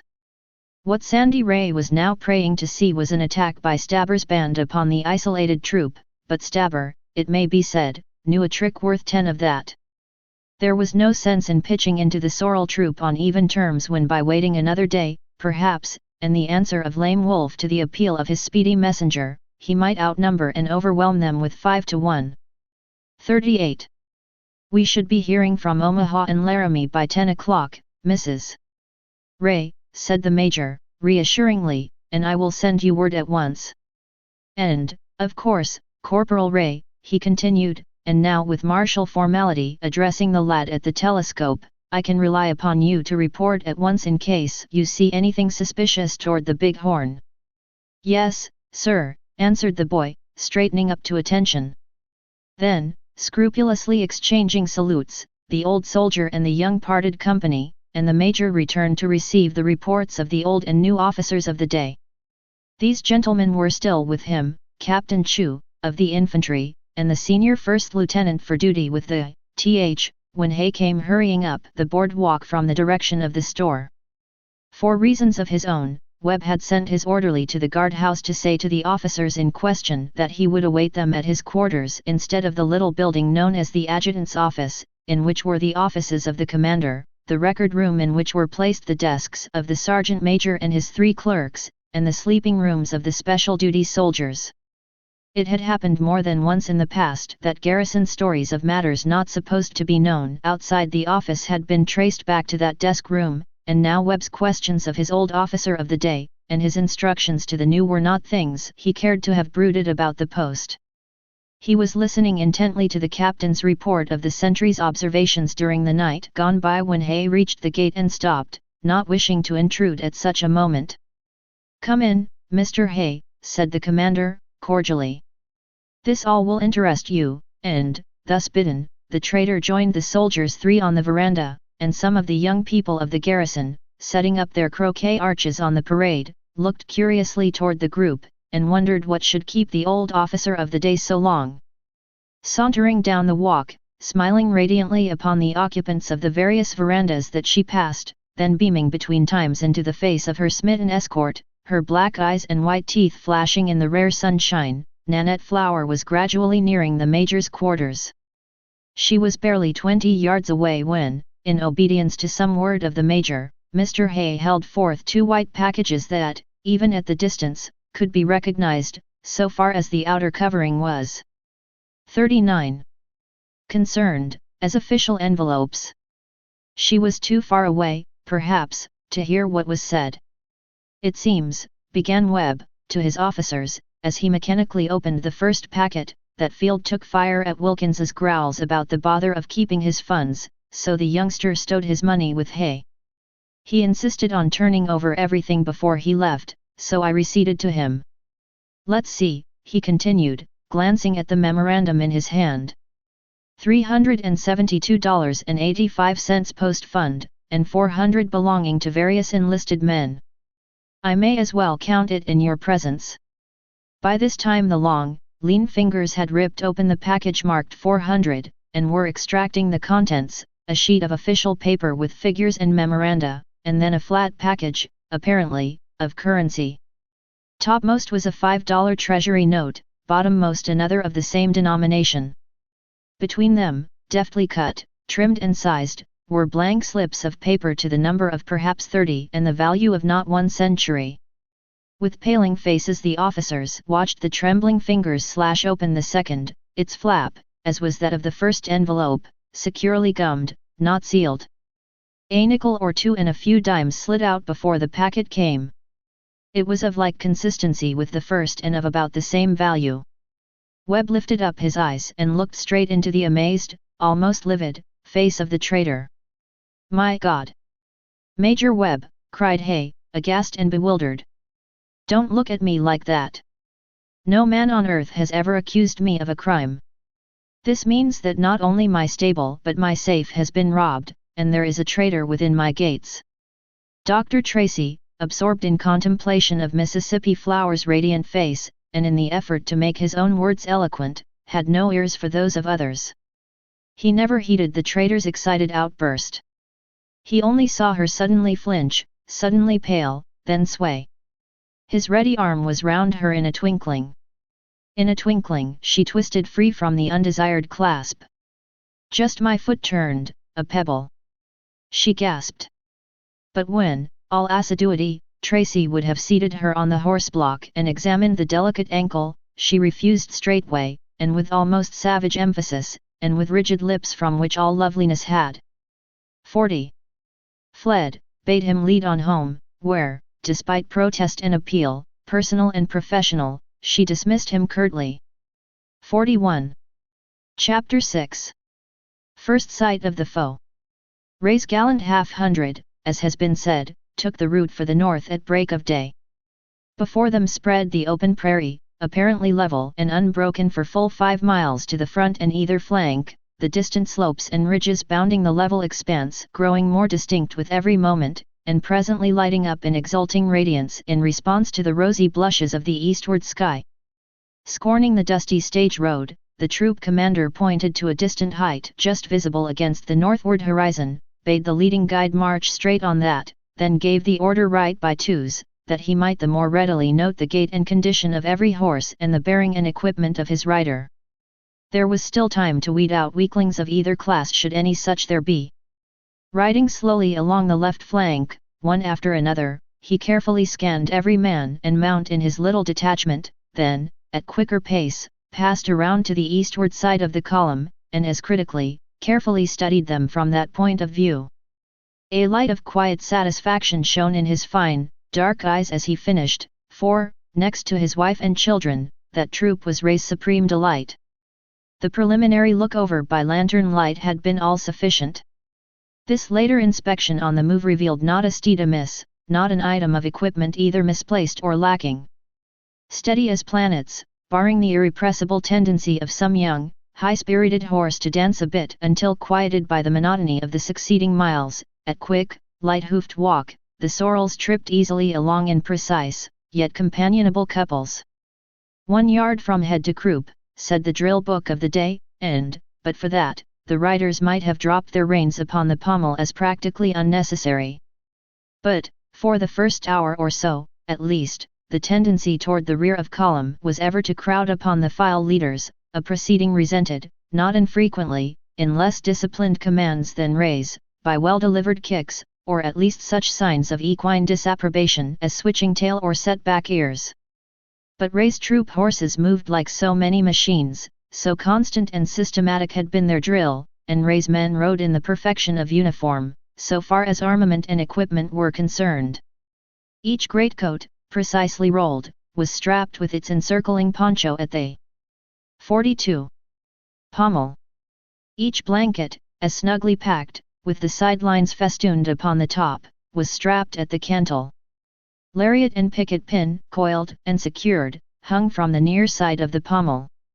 The canteen, suspended from its snap hook, hung at the off side.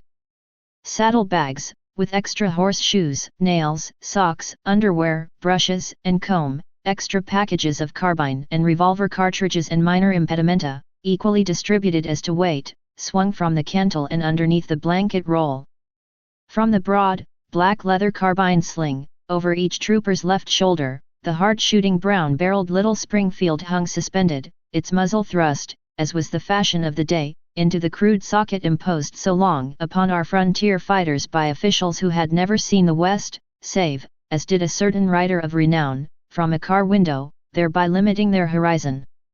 Ray despised that socket as he did the shoemaker bit, but believed, with President Grant, that the best means to end obnoxious laws was their rigorous enforcement. Each man's revolver, a trusty brown Colt, hung in its holster at the right hip. Each man was girt with ammunition belt of webbing, the device of an old-time Yankee cavalryman that has been copied round the world, the dull-hued copper cartridges bristling from every loop. Each man wore, as was prescribed, the heavy, cumbrous cavalry boot of the day and generation, but had stowed in his saddlebags light moccasins and leggings with which to replace them when, farther afield, their clear-headed commanders should give the word. Each man, too, wore the gauntlets of Indian tanned buckskin, a special pattern that Ray had been permitted to use experimentally. Each man was clad in dark blue flannel shirt and blouse, the latter soon probably to be stored with the big, weighty boots in Truscott's saddle room at Beecher, with, probably too, many of the light blue riding breeches, saddle-pieced with canvas, the uniform at the start destined, in the case of veteran troopers, at least, to be shed in favor of brown duck hunting trousers, or even, among certain extremists, fringed, beaded and embroidered buckskin, than which the present chronicler knows no more uncomfortable garb when soaked by pelting rains or immersion in some icy mountain stream. Even the brown campaign hats, uniformly creased, as the 50 left the ford, would soon be knocked out of all semblance to the prescribed shape, and made at once comfortable and serviceable. Add to these items the well-filled haversack and battered tin quart cup, for on a forced march of 2 or 3 days Captain Ray would have no pack. 43 mules, and the personal equipment of his men was complete. As for the mounts, each sorrel tripped easily along under the sextuple folds of the saddle blanket, and the black-skinned McClellan saddle tree, with its broad horsehair cincha and hooded wooden stirrups, minus the useless skirts and sweat leathers. Neither breast strap, crupper nor martingale hampered the free movements of the sturdy, stocky little weight carriers. The black, single-reined curb bridle, fastened as to the throat latch by a light buckle, was slipped on over the headstall of the so-called watering bridle, whose toggled and detachable snaffle bit was generally toted from start to finish of a field scout in the saddle bags, a twist of the flexible lariat, Indian fashion, between the complacent jaws of his pet, being the troop's ready substitute. Add to this that, full, free and unmutilated, in glossy waves the beautiful manes and tails tossed in the upland breeze, for the heresies of Anglomania never took root in the American cavalry, and you have Ray's famous troop as it looked, fresh started from old Fort Frayne this glorious autumn morning of 188, and with a nod of approbation, and it couldn't be better, Sergeant, to his devoted right-hand man, the veteran senior non-commissioned officer of the troop, Ray rang out the command at ease, and placed himself beside the silent young lieutenant at the head of column. As has been said, Ray's senior subaltern was on detached service. His junior, Mr. Clayton, had joined but the year before, and this threw Mr. Field in command of the leading platoon and to the side of the leading guide. Now, as the senior officer took the head of column and Mr. Clayton fell back to the rear, the silence of the first mile of march was broken and, though sitting erect in saddle and forbidden to lounge or slouch, the troop began its morning interchange of chaff and comment. Every mother's son of them rejoiced to be once more afield with a chance of stirring work ahead. "It's time to throw out our advance, Field," said Ray, in kindly, cordial tone, as he scanned the low divide still some miles ahead and reined in beside the stern-faced young soldier. "Send Sergeant Scott forward with 3 men and the same number on each flank, corporals in charge." He had more than liked Webb's adjutant. He had been his stanchest friend and supporter among the troop and company commanders, and 44 was eager to befriend him now. He had expressed no wish to have him sent on the hurried move, but well he knew the post commander's reasons and approved his course. Still, now that Field was being removed, for the time at least, from the possibility of an entangling alliance that might prove disastrous, in every way in his power, Ray meant to show the mortified, indeed sorely angered, officer that his personal regard for him had suffered no change whatever. If he could succeed in winning Field's confidence, it might well be that he could bring him to see that there were good and sufficient grounds for the post commander's action, that for Field's own good, in fact, it was a most desirable move. The soul of loyalty and square dealing himself, Ray had never for a moment dreamed that anything other than a foolish escapade had occurred. A ride by moonlight, perhaps, demanded of her devotee by a thoughtless, thoroughbred coquette, whose influence over the young fellow was beginning to mar his usefulness, if not indeed his future prospects. Just what to think of Nanette Flower Ray really did not know. Marion, his beloved better half, was his unquestioned authority in all such matters, and it was an uncommon tenet of that young matron never to condemn until she had cause. Instinctively she shrank from what she had seen of Mississippi Flower, even though her woman's eye rejoiced in the elegance of Mississippi Flower's abundant toilets, and, conscious of her intuitive aversion, she would utter no word that might later prove unjust. Oddly enough, that instinctive aversion was shared by her closest friend and neighbor, Mrs. Blake, but, as yet, the extent of their condemnation had found vent only in the half-whimsical, half-petulant expression on part of the younger Lady Blake's beautiful wife, "I wish her name weren't so near like mine," for Nan had been her pet name almost from babyhood. Vaguely conscious were they both, these lords of creation, Messrs. Blake and Ray, that the ladies of their love did not approve of Mississippi Flower, but Ray had ridden forth without ever asking or knowing why, and so, unknowing, was ill-prepared to grapple with the problem set before him. It is easier to stem a torrent with a shingle than convince a lover that his idol is a shrew. Without a word of reply, Field reined out of column, glanced along the double file of his platoon, nodded a signal fall out to Sergeant Scott, and the men nearest him at the front, merely said "advance guard," and then proceeded to choose his corporals and men for flankers. No need to. 45. Tell Scott what to do. He had been leading scouts in Arizona long ere Field had even dreamed of West Point. In 5 minutes, riding at easy lope, carbines advanced, 3 little parties of 4 troopers each were spreading far out to the front and flank, guarding the little column against the possibility of sudden assault from hidden foe. Here upon the level prairie one would think such precaution needless, but every acre of the surface was seamed and gullied by twisting little water courses, dry as a chip at the moment, and some of them so deep as to afford cover even for the biggest pony of the wild warriors of the plains. Then, to the front, the barrier ridges, streaked with deep winding ravines, were now billowing against the northward sky, and once among those tangled land waves no chances could be taken now that it was known that the Sioux had declared for war, and that Stabber's band was out to join their red brethren in the oft-recurring outbreak. Until their lands were criss-crossed by the railways and their mountain haunts re-echoed to the scream of the iron horse, next to nothing would start an Indian war. It took so long to reach the scene with troops in sufficient numbers to command their respect. And at this moment the situation was grave in the extreme.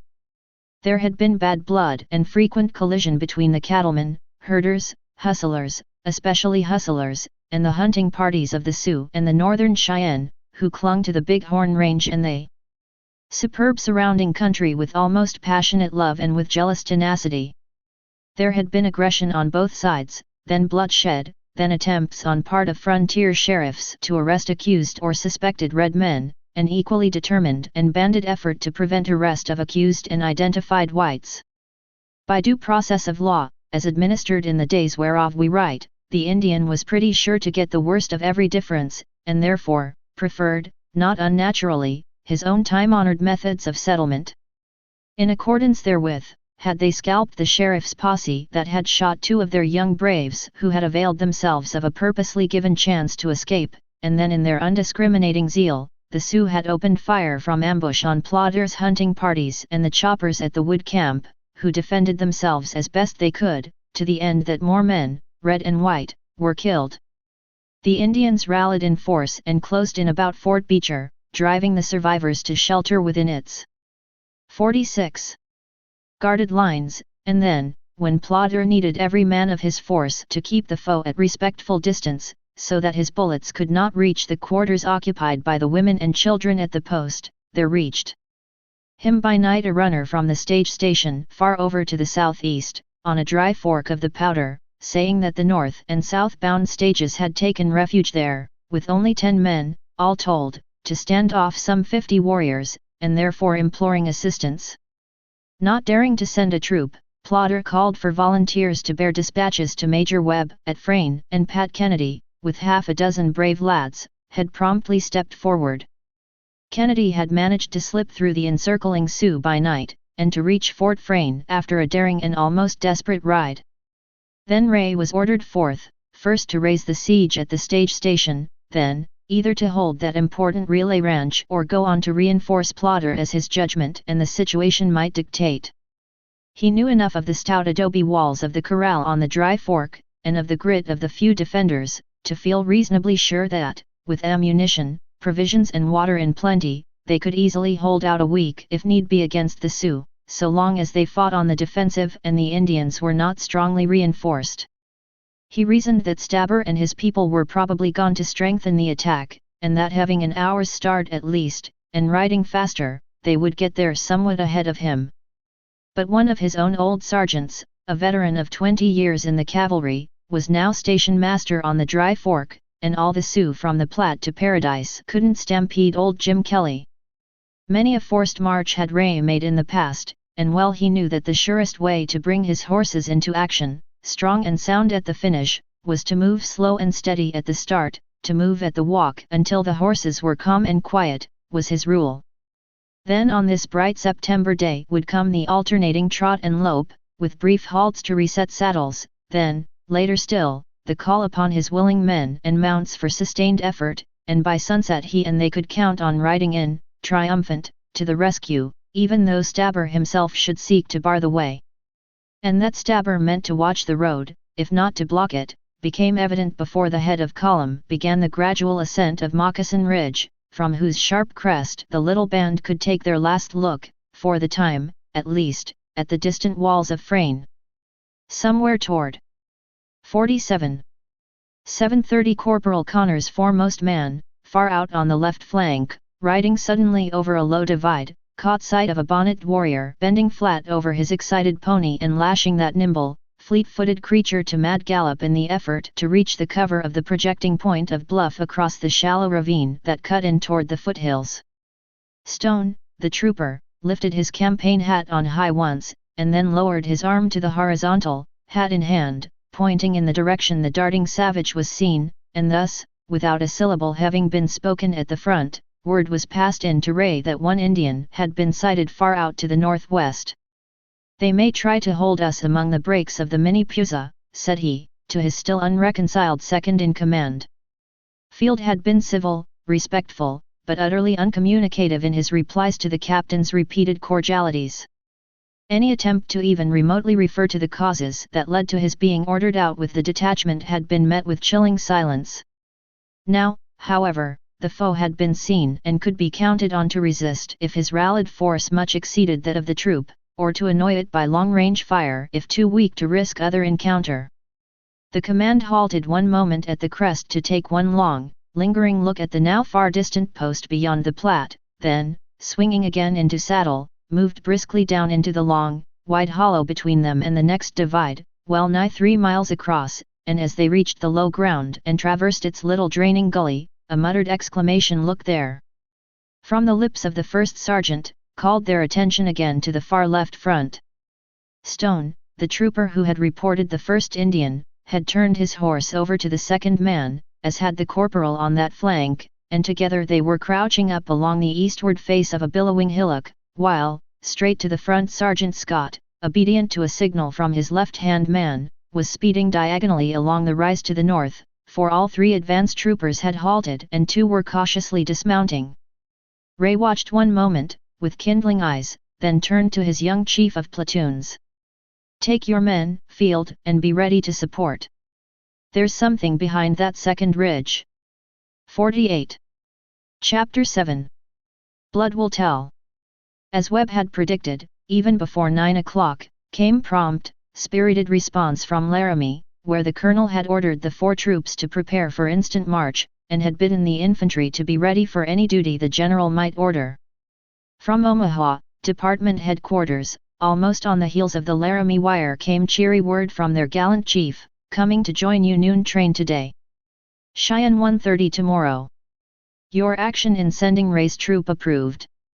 Hold others in readiness to move at a moment's notice. Wire further news North Platte, Sydney, or Cheyenne to meet me." So the note of preparation was joyous throughout the barracks on the eastward side and mournful among the married quarters elsewhere. But even through the blinding tears with which so many loving women wrought, packing the field and mess kits of soldier husbands whose duties kept them with their men at barracks or stables, there were some, at least, who were quick to see that matters of unusual moment called certain of the major's stanchest henchmen to the office, and that grave and earnest consultation was being held, from which men came with somber faces and close-sealed lips. First to note these indications was the indomitable helpmate of old Wilkins, the post quartermaster.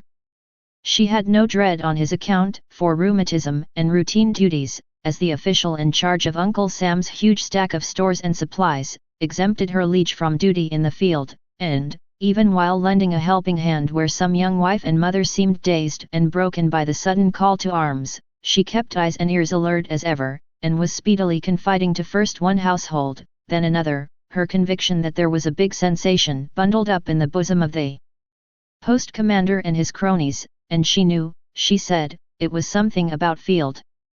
Everybody, of course, was aware by 8 o'clock that Field had gone with Ray, and while no officer presumed to ask if it was because Ray, or Field, had applied for the detail, no woman would have been restrained therefrom by any fear of Webb. Well he realized this fact and, dodging the first that sought to waylay him on the walk, he had later entrenched himself, as it were, in his office, where Dade, Blake, and the old post surgeon had sat with him in solemn conclave while Bill 49. Hay brought his clerk, barkeeper, storekeeper, Pete, the general utility man, and even Crapeau, the half-breed, to swear in succession they had no idea who could have tampered with either the safe or the stables. Closely had they been cross-examined, and, going away in turn, they told of the nature of the cross-examination, yet to no one of their number had been made known what had occurred to cause such close questioning. Hay had been forbidden to speak of it, even to his household. The officers of the day were sworn to secrecy. Neither Wilkins nor the acting adjutant was closeted with the council, and neither, therefore, could do more than guess at the facts. Yet that somebody knew, in part at least, the trend of suspicion, was at once apparent to Webb and his counselors when, about 9 o'clock, he took Blake and Dade to see those significant bar-shoe hoof prints. Every one of them had disappeared. "By Jove!" said Webb, "I know now I should have set a sentry with orders to let no man walk or ride about here. See! He's used his foot to smear this and here again." There in a dozen places were signs old Indian trailers read as they would read an open book. Places where, pivoting on the heel, a heavy foot had crushed right and left into the yielding soil of the roadway, making concentric, circular grooves and ridges of sandy earth, where, earlier in the morning Dan's and Harney's dainty hoof prints were the only new impressions. For nearly 50 yards had this obliterating process been carried on, and in a dozen spots, until the road dipped over the rounding edge and, hard and firm now, went winding down to the flats. Here Webb, with Dade and Hay, returned, while Blake meandered on, musing over what he had been told. "It's a government heel, not a cowboy's," had Hay said, hopefully, of the print of that pivoting lump of leather. "That gives no clue to the wearer," answered Blake. "Our men often sell their new boots, or give their old ones, to these hangers-on about the post.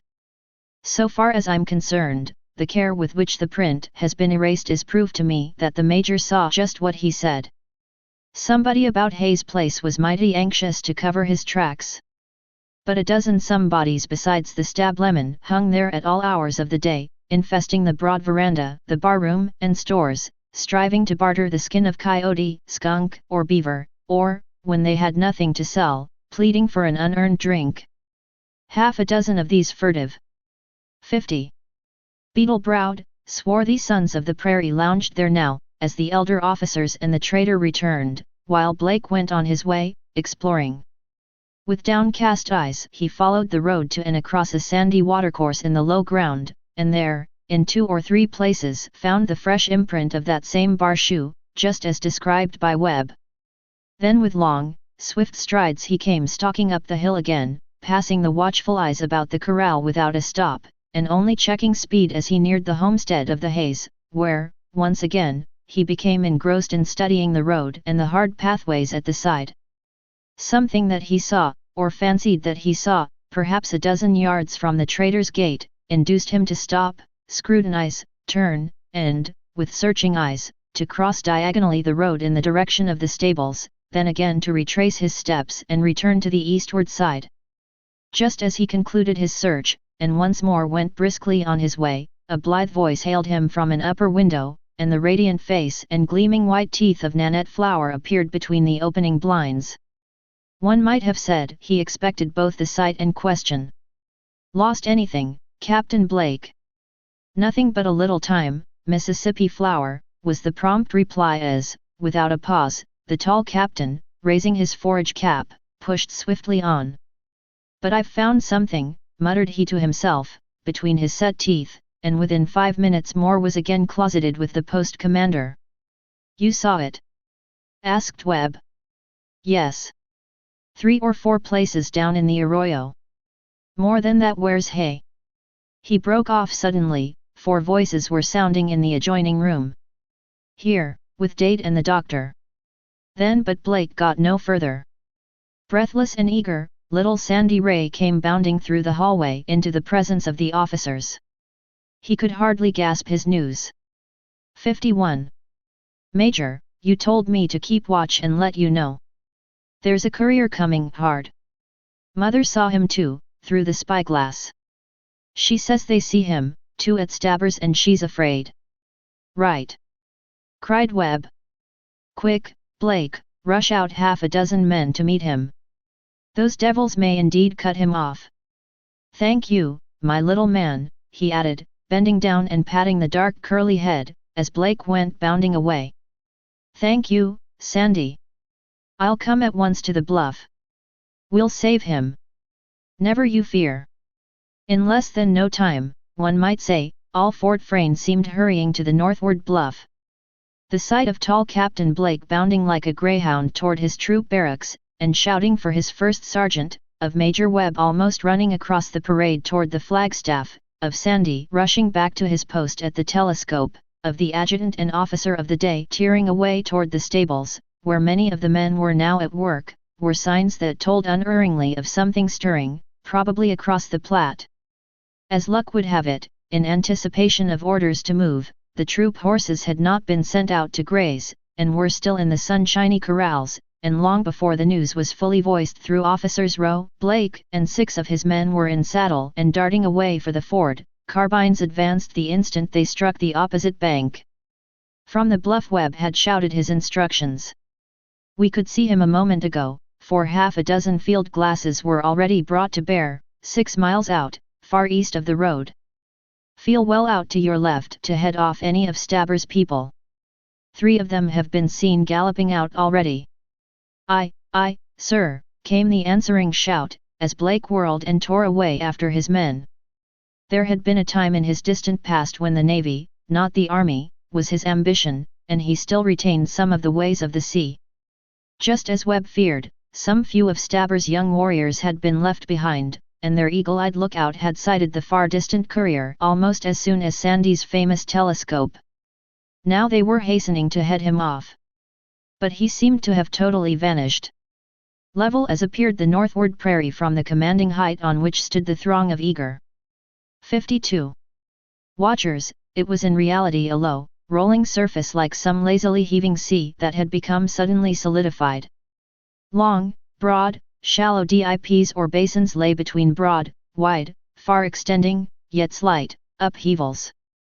Through the shallows turned and twisted dozens of dry arroyos, all gradually trending toward the Platte, the drainage system of the frontier. 5 miles out began the ascent to the taller divides and ridges that gradually, and with many an intervening dip, rose to the watershed between the Platte and the score of tiny tributaries that united to form the South Cheyenne. It was over Moccasin, or 10-mile, ridge, as it was often called, and close to the now abandoned stage road, Ray's daring little command had disappeared from view toward 8 o'clock. It was at least 2, possibly 3, miles east of the stage road that the solitary courier had first been sighted, and when later seen by the Major and certain others of the swift gathering spectators, he was heading for Frayne, though still far east of the highroad. And now Mrs. Ray, on the north piazza, with Webb by her side and Nanny Blake, Mrs. Dade and Esther in close attendance, was briefly telling the Major what she had seen upstream. One glance through Sandy's glass had told her the little fellow had not watched in vain. Then, with the ready binocular, she had turned to the Indian encampment up the Platte, and almost instantly saw signs of commotion, squaws and children running about, ponies running away and Indian boys pursuing. Then, one after another, 3 Indians, warriors, presumably, had lashed away northward, and she had sent Sandy on the run to tell the Major, even while keeping watch on this threatening 3 until they shot behind a long, low ridge that stretched southward from the foothills. Beyond doubt they were off in hopes of bagging that solitary horseman, speeding with warning of some kind for the shelter of Fort Frayne. By this time there must have been nearly 200 men, women, and children lining the crest of the bluff, and speaking in low, tense voices when they spoke at all, and straining their eyes for the next sight of the coming courier or the swift dash of the intercepting Sioux. Well out now, and riding at the gallop, Blake and his half-dozen, widely separating so as to cover much of the ground, were still in view, and Dade and his officers breathed more freely. See what a distance those beggars of Stabber's. 53. We'll have to ride, said the veteran captain to the little group about him. They dare not cross that ridge short of 3 miles out. It's my belief they'll see Blake and never cross at all. Then up rose a sudden shout. There he is. There he comes. See. See. And 50 hands pointed eagerly northeastward, where a little black dot had suddenly popped into view out of some friendly, winding watercourse, 4 miles still away, at least count, and far to the right and front of Blake's easternmost trooper. Every glass was instantly brought to bear upon the swiftly coming rider, Sandy's shrill young voice ringing out from the upper window. It isn't one of Papa's men. His horse is a grey. Who then could it be? And what could it mean, this coming of a strange courier from a direction so far to the east of the travelled road? Another moment and up rose another shout. Look! There! They are! Sioux for certain!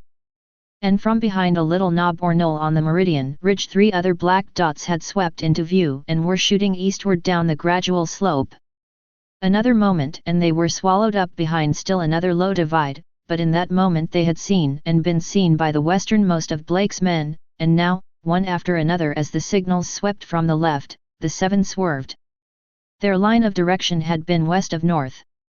Now, riding like mad, they veered to the northeast, and a grand race was on between the hidden 3 and the would-be rescuers, all heading for that part of the low-rolling prairie where the lone courier might next be expected to come into view, friends and foes alike, unconscious of the fact that, following one of those crooked arroyos with its stiff and precipitous banks, he had been turned from his true course full 3/4 of a mile, and now, with a longer run, but a clear field ahead, was steering straight for Frayne. Thus the interest of the onlookers at the bluff became divided. Women with straining eyes gazed at the lonely courier, and then fearfully scanned the ridge line between him and the northward sky, praying with white lips for his safety, dreading with sinking hearts that at any moment those savage riders should come darting over the divide and swooping down upon their helpless prey. Men, with eyes that snapped and fists that clinched, or fingers that seemed twitching with mad desire to clasp pistol butt or saber hilt, or loud barking carbine, ran in sheer nervous frenzy up and down the bluffs, staring only at Blake's far-distant riders. 54. Swinging their hats and waving them on, praying only for another sight of the Sioux in front of the envied 7, and craving with all their soldier hearts to share in the fight almost sure to follow. On the raised piazza, with pallid face and quivering lips, Esther Dade clung to her mother's side. Mrs. Ray had encircled with her arm the slender waist of Nanny Blake, whose eyes never for an instant quit their gaze after the swift speeding dots across the distant prairie. All her world was there in one tall, vehement horseman. Other troopers, mounting at the stables, had spurred away under Captain Gregg, and were splashing through the ford. Other denizens of Fort Frayne, hearing of the excitement, came hurrying to the bluff, hangers-on from the trader's store and corral, the shopman himself, even the barkeeper in his white jacket and apron, 2 or 3 panting, low-muttering half-breeds, their eyes aflame, their teeth gleaming in their excitement, then Hay himself, and with him, her dark face almost livid, her hair disordered and lips rigid and almost purple, with deep lines at the corners of her mouth, Nanette Flower. Who that saw could ever forget her as she forced her way through the crowd and stood at the very brink, saying never a word, but swiftly focusing her ready glasses. Hardly had she reached the spot when wild, sudden, exultant, a cheer burst fiercely from the lips of the throng. Look! Look! By God, they've got 'em! Yelled man after man, in mad excitement. 3 black dots had suddenly swept into view, well to the right of Blake's men, and came whirling down Great Straight for the lone courier on the grey. Theirs had been the short side, ours the long diagonal of the race. Theirs was the race, perhaps, but not the prize, for he had turned up far from the expected point. Still they had him, if only those infernal troopers failed to see them. There was their hope. Plainly in view of the high bluff at the fort, they were yet hidden by a wave of the prairie from sight of the interceptors, still heading for the ridge the warriors had just left behind. Only for a second or two, however. A yell of fierce rejoicing went up from the crowd on the bluff as the easternmost of Blake's black specks was seen suddenly to check, then to launch out again, no longer to the north, but straight to his right, followed almost immediately by every one of the 7. Then, too, swerved the would-be slayers, in long, graceful circles, away from the wrath to come. And, while the unconscious courier still rode, steadily loping toward the desired refuge, away for the breaks and ravines of the sleeping bear lashed the thwarted Sioux, away in hopeless stern chase. 55. Spurred the pursuers, and while women sobbed and laughed and screamed, and men danced and shouted and swore with delight, one dark face, livid, fearsome, turned back from the bluff, and Dr. Tracy, hastening to the side of his enchantress, caught, in a maze, these words, almost hissed between set and grinding teeth. 7-3 Shame. 56. Chapter 8. More strange discoveries. But Frayne was far from done with excitement for the day. For a while all eyes seemed centered on the chase, now scattered miles toward the east, and, save for 2 of the number left behind, blown, spent and hopelessly out of the race, soon lost to view among the distant swales and ravines. Then everyone turned to welcome the coming harbinger, to congratulate him on his escape, to demand the reason for his daring essay. Greg and his men were first to reach him, and while one of them was seen through the leveled glasses to dismount and give the courier his fresh horse, thereby showing that the grey was well nigh exhausted, the whole party turned slowly toward the post. Then one of their number suddenly darted forth from the group and came spurring at top speed straight for the ford. "That means news of importance," said Webb, at the instant. "And Greg and all of his squad are coming in, not following Blake. That means he and they are more needed elsewhere. Come on, Mr. Ross. We'll go down and meet that fellow. Orderly, have my horse sent to the ford." So, followed by 3 or 4 of the younger officers, the married men being restrained, as a rule, by protesting voices, close at hand, the commanding officer went slipping and sliding down a narrow, winding pathway, a mere goat track, many of the soldiers following at respectful distance, while all the rest of the gathered throng remained at the crest, eagerly, almost breathlessly awaiting the result. They saw the trooper come speeding in across the flats from the northeast, saw as he reached the bench that he was spurring hard, heard, even at the distance, the swift batter of hoofs upon the resounding sod, could almost hear the fierce panting of the racing steed, saw horse and rider come plunging down the bank and into the stream, and shoving breast deep through the foaming waters, then issue, dripping, on the hither shore, where, turning loose his horse, the soldier leaped from saddle and saluted his commander. But only those about the major heard the stirring message. "Captain Greg's compliments, sir. It's Rudge from the Dry Fork."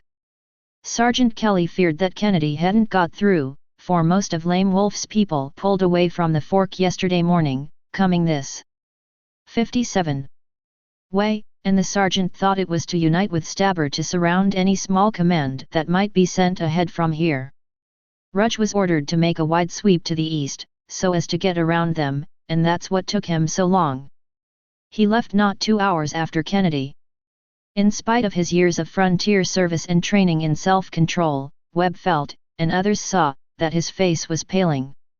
Ray, with only 50 men at his back, was now out of sight, out of reach of the post, and probably face to face with, if not already surrounded by, the combined forces of the Sioux. Not a second did he hesitate. Among the swarm that had followed him was a young trumpeter of K Troop, reckless of the fact that he should be at barracks, packing his kit. As luck would have it, there at his back hung the brazen clarion, held by its yellow braid and cord. "Boots and saddles, carry, quick!"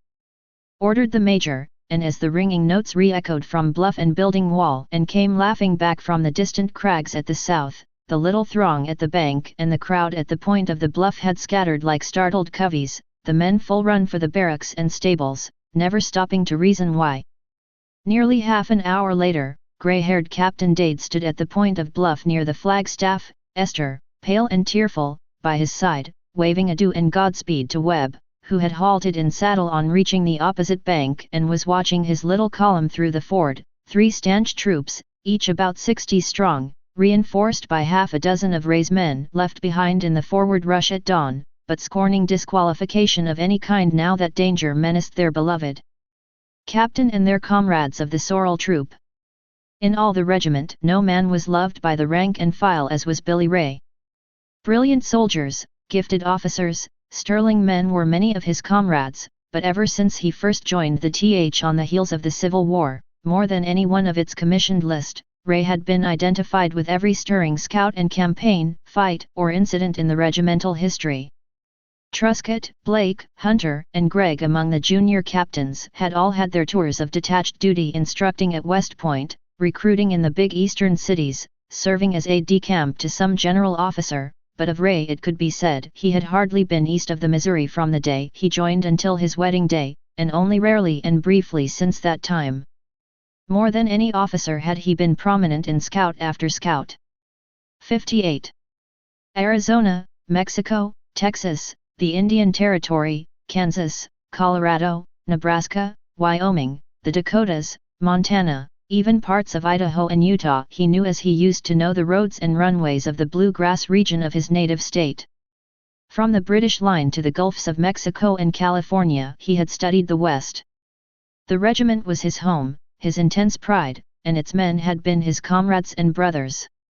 The veterans trusted and swore by, the younger troopers looked up to and well-nigh worshipped him, and now, as the story that the Sioux had probably surrounded the sorrel troop went like wildfire through the garrison, even the sick in hospital begged to be allowed to go, and one poor lad, frantic through fever and enforced confinement, broke from the hold of the half-hearted attendant, tore over to K Troop barracks, demanding his kit of Sergeant Schreiber, and, finding the quarters deserted, the men all gone to stables, dared to burst into that magnate's own room in search of his arms and clothing, and thereby roused a heavily sleeping soldier, who damned him savagely until, through wild raving, he gathered that some grave danger menaced Captain Ray.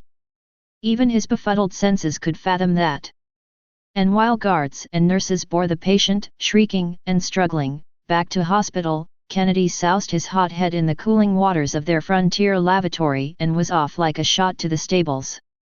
It was long before he found his horse, for the guard had taken Kilmaine to F Troop's stables, and Kennedy had been housed by K. It was longer still before he could persuade the guard that he had a right, as he put it, to ride after the major. Not until Captain Dade had been consulted would they let him go. Not, indeed, until in person Kennedy had pleaded his cause with that cool-headed commander.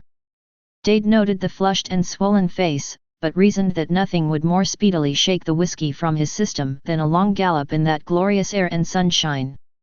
"Major Webb is following the trail of Captain Ray," said he. "You follow the Major's.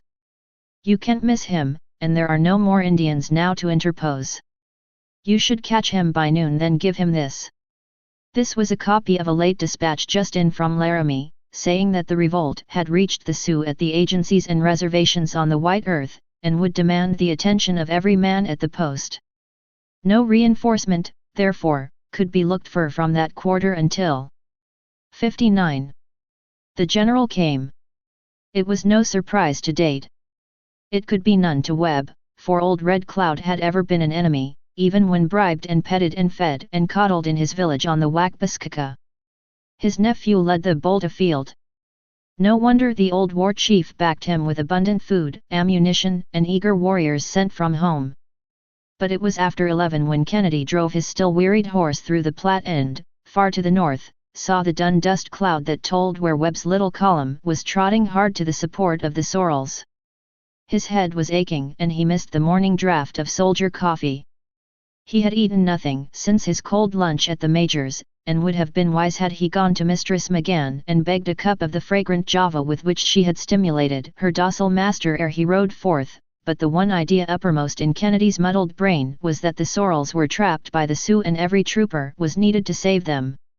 At 3 in the morning he felt equal to fighting the whole Sioux nation, with all its dozen tribes and dialects. At 3:30 he had been whipped to a stand by just one of their number, and, Mother Avenue Moses, one that spoke English as well, or as ill, as any man in the th.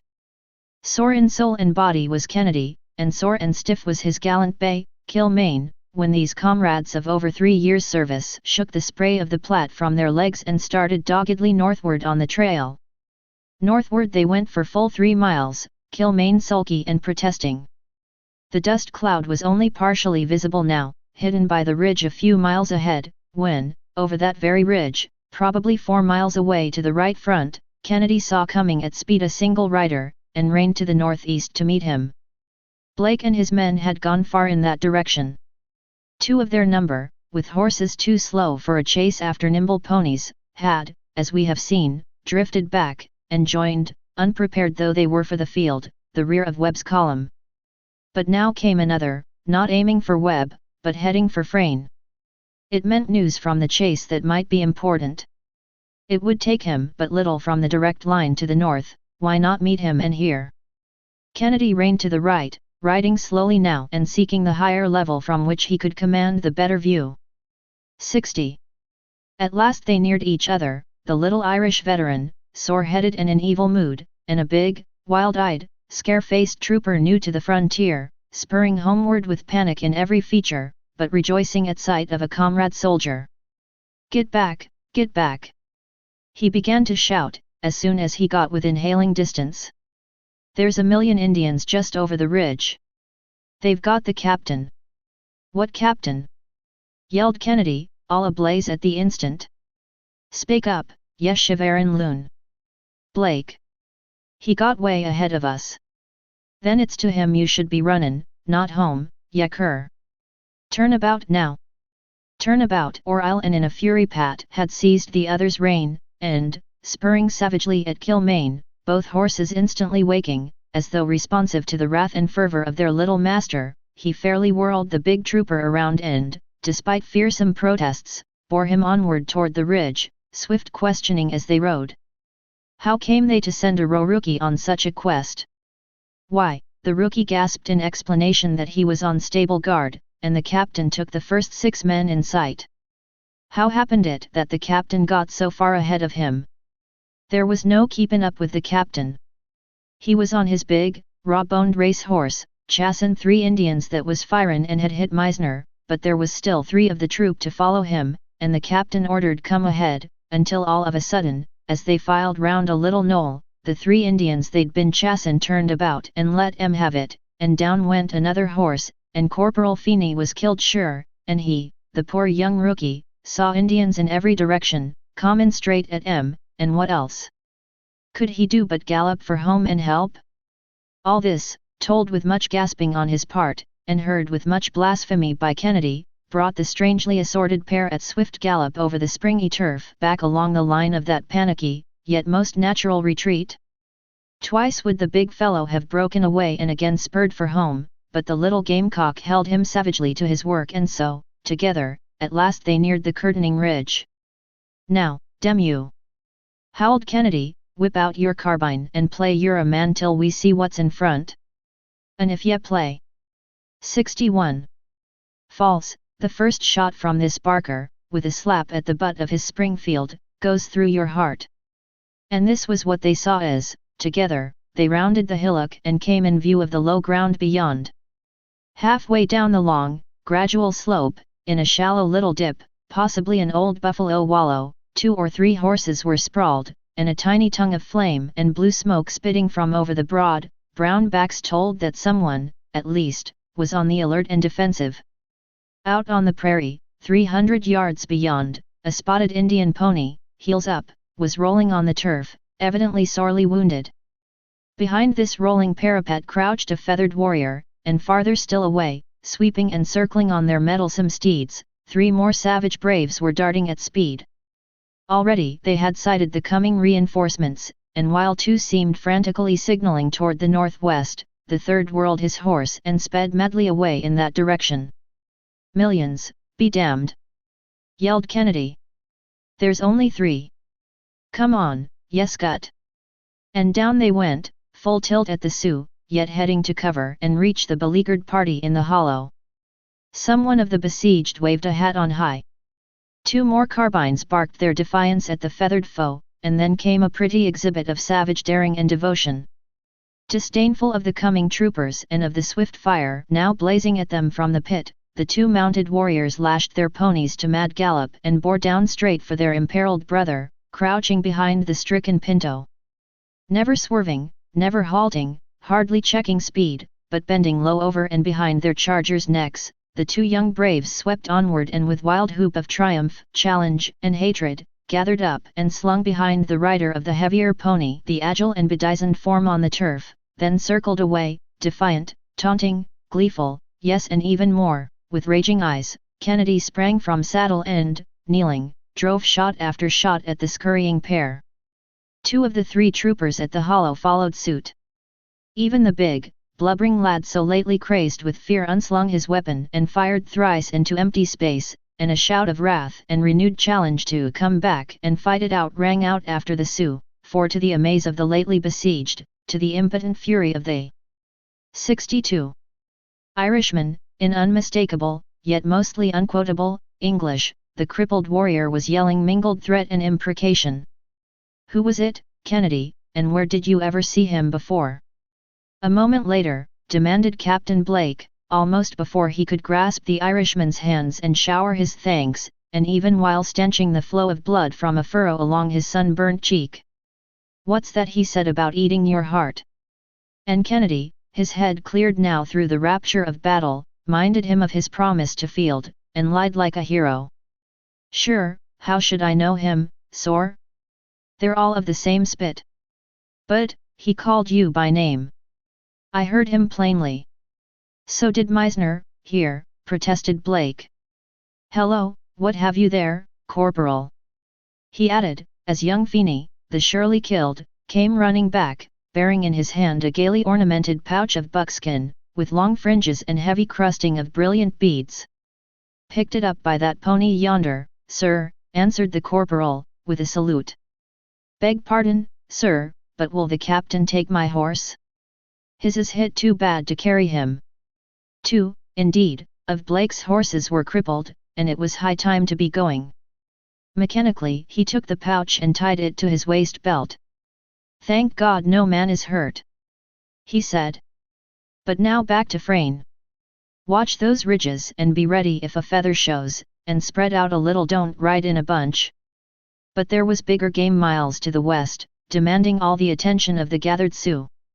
There were none to spare to send so far, and though 3 warriors, one of them raging and clamoring for further attempt despite his wounds, hovered about the retiring party, Blake and his fellows within another hour were in sight of the sheltering walls of Frayne, and, after a last, long-range swapping of shots, with Blake and Meisner footing it most of the way, led their crippled mounts in safety toward that Rubicon of the west, the swift-flowing Platte.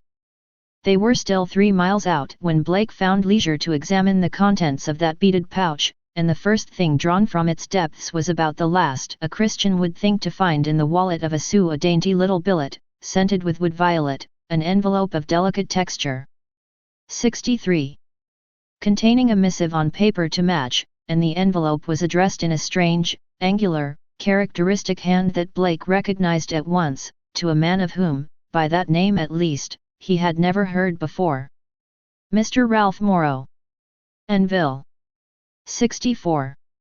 Chapter 9. Bad news from the front. It might well be imagined that a man returning from such a morning's work as had been Blake's could be excused from duty the rest of the day. He and his little party had had a spirited running fight of several hours with an evasive and most exasperating trio of warriors, better mounted for swift work than were the troopers.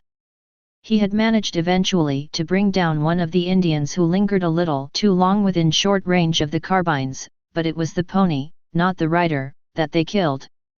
Meanwhile other Indians had appeared on distant divides, and one feathered brave had galloped down to meet his comrades, and fire a few shots at the pursuing pale faces. But at no time, until near their supports and far from the fort, had the Sioux halted for a hand-to-hand fight, and Blake's long experience on the frontier had stood him in good stead.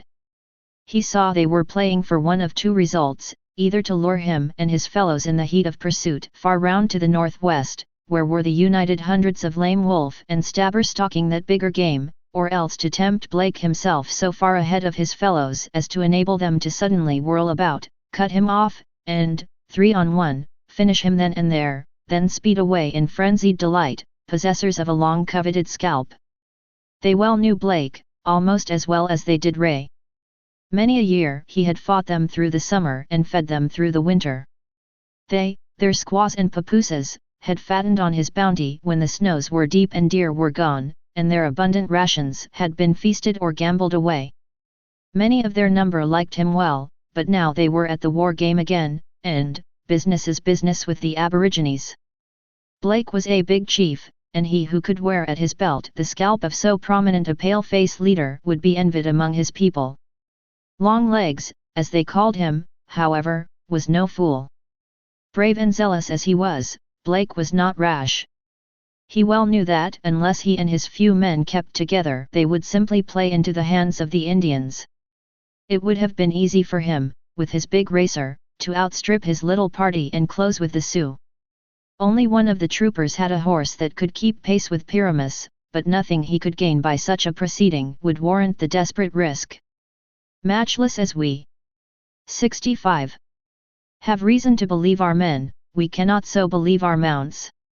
Unmatched would better describe them. Meissner's horse might have run with the captain's, until crippled by the bullets of the Sioux, but Bent's and Flanagan's were heavy and slow, and so it resulted that the pursuit, though determined, was not so dangerous to the enemy but that they were able to keenly enjoy it, until the swift coming of Kennedy and his captive comrade turned the odds against them, for then 2 of Blake's horses had given out through wounds and weakness, and they had the pursuers indeed in a hole. That relief came none too soon. Blake and his fellows had been brought to a stand, but now the Sioux sped away out of range. The crippled party limped slowly back to the shelter of Frayne, reaching the post long hours after their spirited start, only to find the women and children, at least, in an agony of dread and excitement, and even Dade and his devoted men looking grave and disturbed. Unless all indications failed, Ray and his people must have been having the fight of their lives. 2 couriers had galloped back from Moccasin Ridge to say that Major Webb's scouts could faintly hear the sound of rapid firing far ahead, and that, through the glass, at least a dozen dead horses or ponies could be seen scattered over the long slope to the Elk Tooth Range, miles further on. Webb had pushed forward to raise support, and Blake, calling for fresh horses for himself and 2 of his men, bade the latter get food and field kits and be ready to follow him. Then he hastened to join his devoted young wife, waiting with Mrs. Ray upon the piazza.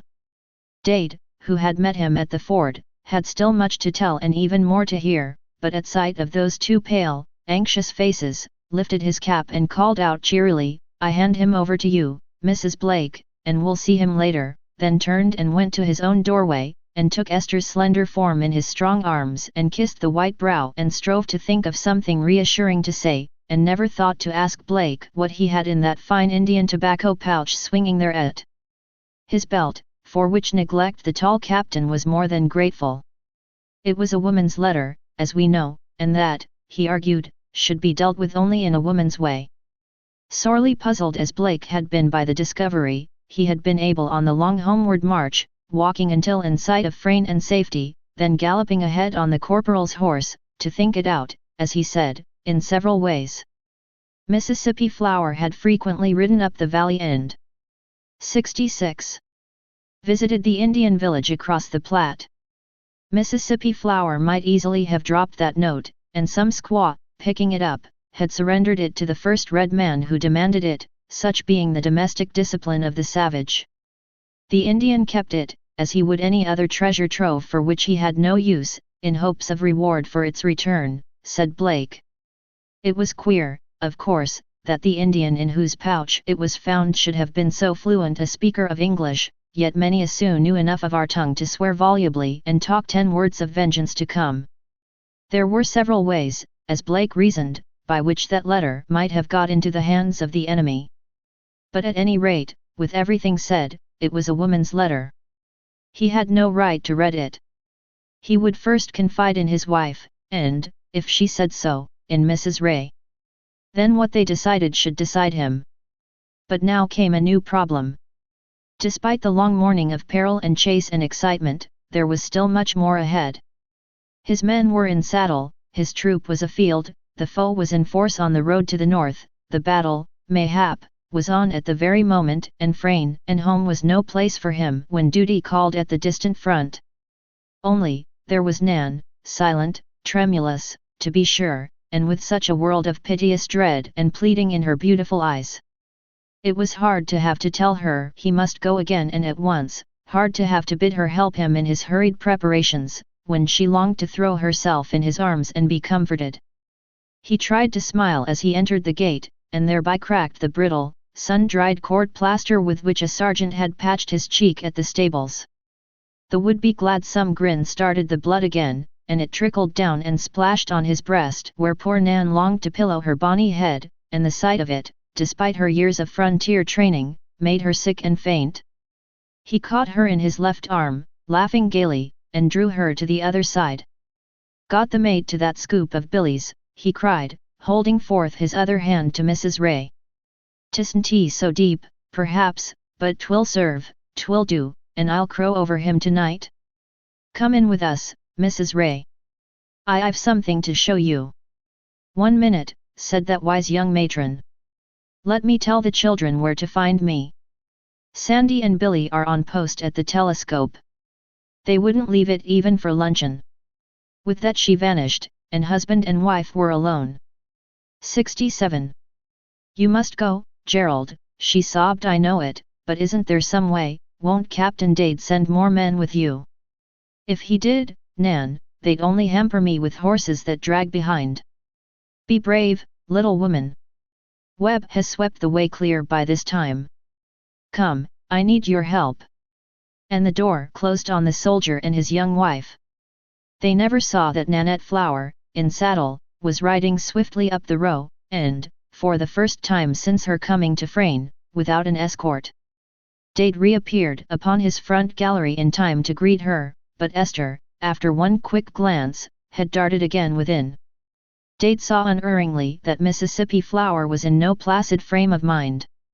Her cheeks were pale, her mouth had that livid look that robbed her face of all beauty, but her eyes were full and flashing with excitement. What news, Captain? She hailed, and the joyous, silvery ring had gone from her voice. They tell me Captain Blake is back, 2 horses crippled, 2 men hit, including himself. His own share is a scratch he wouldn't think of mentioning outside the family, Mississippi Flower, answered Dade, with grim civility. He had his reasons for disapproving of the young woman, yet they were not such as warranted him in showing her the least discourtesy. He walked to his gate and met her at the curb beyond and stood stroking the arching neck of her spirited horse Harney again. Were there any Indians killed? She asked, with anxiety scarcely veiled. Oh, they downed one of them, answered the captain, eyeing her closely the while and speaking with much precision, a fellow who cursed them freely in fluent English. Yes, she was surely turning paler. A bold, bad customer, from all accounts. Blake thought he must be of Lame Wolf's fellows, because he seemed to know Kennedy so well and to hate him. Kennedy has only just come down from Fort Beecher, where Wolf's people have been at mischief. But what became of him? What did they do with him? Interrupted the girl, her lips quivering in spite of herself. 68. Oh, left him, I suppose, answered the veteran, with deliberate design. What else could they do? There was no time for ceremony. His fellow savages, you know, can attend to that. For a moment she sat there rigid, her black eyes staring straight into the imperturbable face of the old soldier. No one had ever accused Dade of cruelty or unkindness to man or woman, especially to woman, yet here he stood before this suffering girl and, with obvious intent, pictured to her mind's eye a warrior stricken and left unburied or uncared for on the field. Whatever his reasons, he stabbed and meant to stab, and for just one moment she seemed almost to droop and reel in saddle, then, with splendid rally, straightened up again, her eyes flashing, her lip curling in scorn, and with one brief, emphatic phrase ended the interview and, whirling Harney about, smote him sharply with her whip, and darted away. True, said she. Civilized warfare. If that girl isn't more than half savage, said Dade, to himself, as Harney tore away out of the garrison on the road to the ford, I am more than half Sioux. Oh, for news of Ray. Ray indeed. It was now nearly 4 o'clock. Telegrams had been coming and going over the Laramie wire. The chief, as they called their general, with only one of his staff in attendance, had reached Cheyenne on time, and, quitting the train, declining dinner at the hotel and having but a word or two with the platform club, the little bevy of officers from Fort Russell, whose custom it was to see the westbound train through almost every day, had started straightway for Laramie behind the swiftest team owned by the quartermaster's department, while another, in relay, awaited him at the Chugwater nearly 50 miles out. Driving steadily through the starlit night, he should reach the old frontier fort by dawn at the latest, and what news would Dade have to send him there? Not a word had he uttered to either the officers who respectfully greeted, or reporters who eagerly importuned him as to the situation at Frayne, but men who had served with him in Arizona and on the Yellowstone many a year before, knew well that grave tidings had reached him. Dade had, in fact, supplemented Webb's parting dispatch with another saying. 69. That Blake's little party, returning, had just been sighted through the telescope 9 miles out, with 2 men afoot. But not until the general reached Lodgepole Creek did the message meet him, saying that Webb's advance guard could hear the distant attack on Ray. Not until he reached the Chugwater in the early night could he hope to hear the result. It was nightfall when the awful suspense of the garrison at Frayne was even measurably lifted.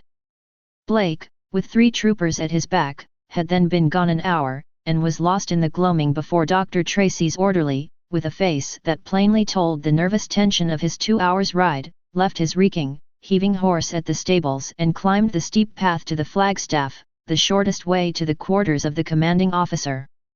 Despite the gathering darkness, he had been seen by a dozen eager watchers and was deluged with questions by trembling, tearful women and by grave, anxious men.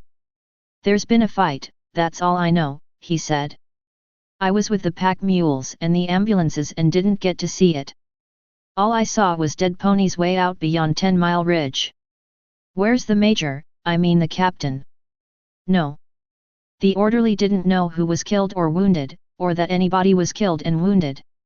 All he knew was that Dr. Tracy came galloping back and ordered the ambulances to scoot for the front and him to spur every bit of the way back to Frayne with the note for Captain Dade. All this was told as he eagerly pushed his way along the boardwalk, soldiers' wives hanging on his words and almost on him, officers' wives and daughters calling from the galleries or running to the gates, and Dade heard the hubbub almost as quickly as did Esther, who hurried to the door. By the light of the hall lamp the commander read the penciled superscription of the gummed envelope and the word "immediate" at the corner. The same light fell on a dozen anxious, pleading faces beyond the steps. His hand shook in spite of himself, and he knew he could not open and read it in their presence. "One moment," he said, his heart going out to them in sympathy as well as dread. "You shall hear in one moment," and turned aside into the little army parlor. 70. But he could not turn from his wife and child. They followed and stood studying his pale face as he read the fateful words that told so little, yet so much. "Reached Ray just in time. Sharp affair. Dr. Waller will have to come at once, as Tracy goes on with us to rescue stage people at Dry Fork. Better send infantry escort and all hospital attendants that can be possibly spared, also chaplain. Sergeants Burrows and Wing, Corporal Foote and Troopers Denny, Flood, Kerrigan and Preuss killed.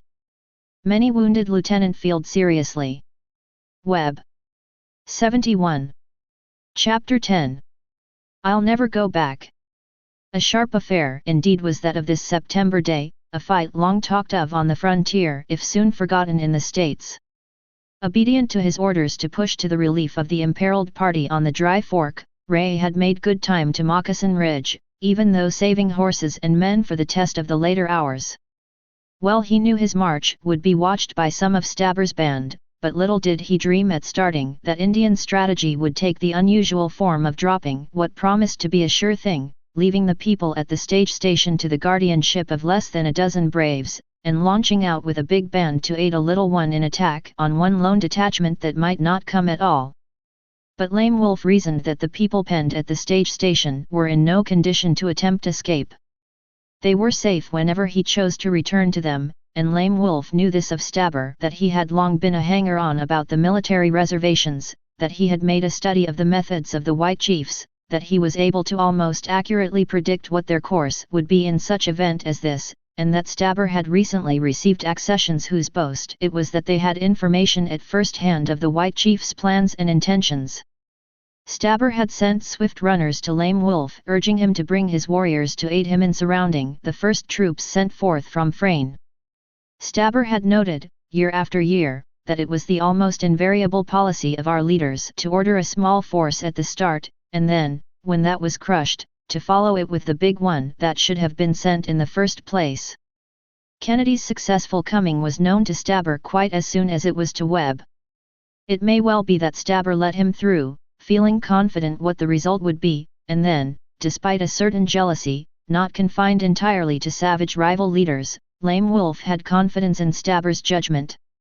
Ray had expected long-range flank fire, and possibly occasional resistance in front, but, assured of Stabber's paucity in numbers and believing Lame Wolf too busy to send Stabber substantial aid, he thought a sharp lesson or two would clear his front of such Indians as sought to check him, and so rode serenely forward, rejoicing in his mission and in his game and devoted little command.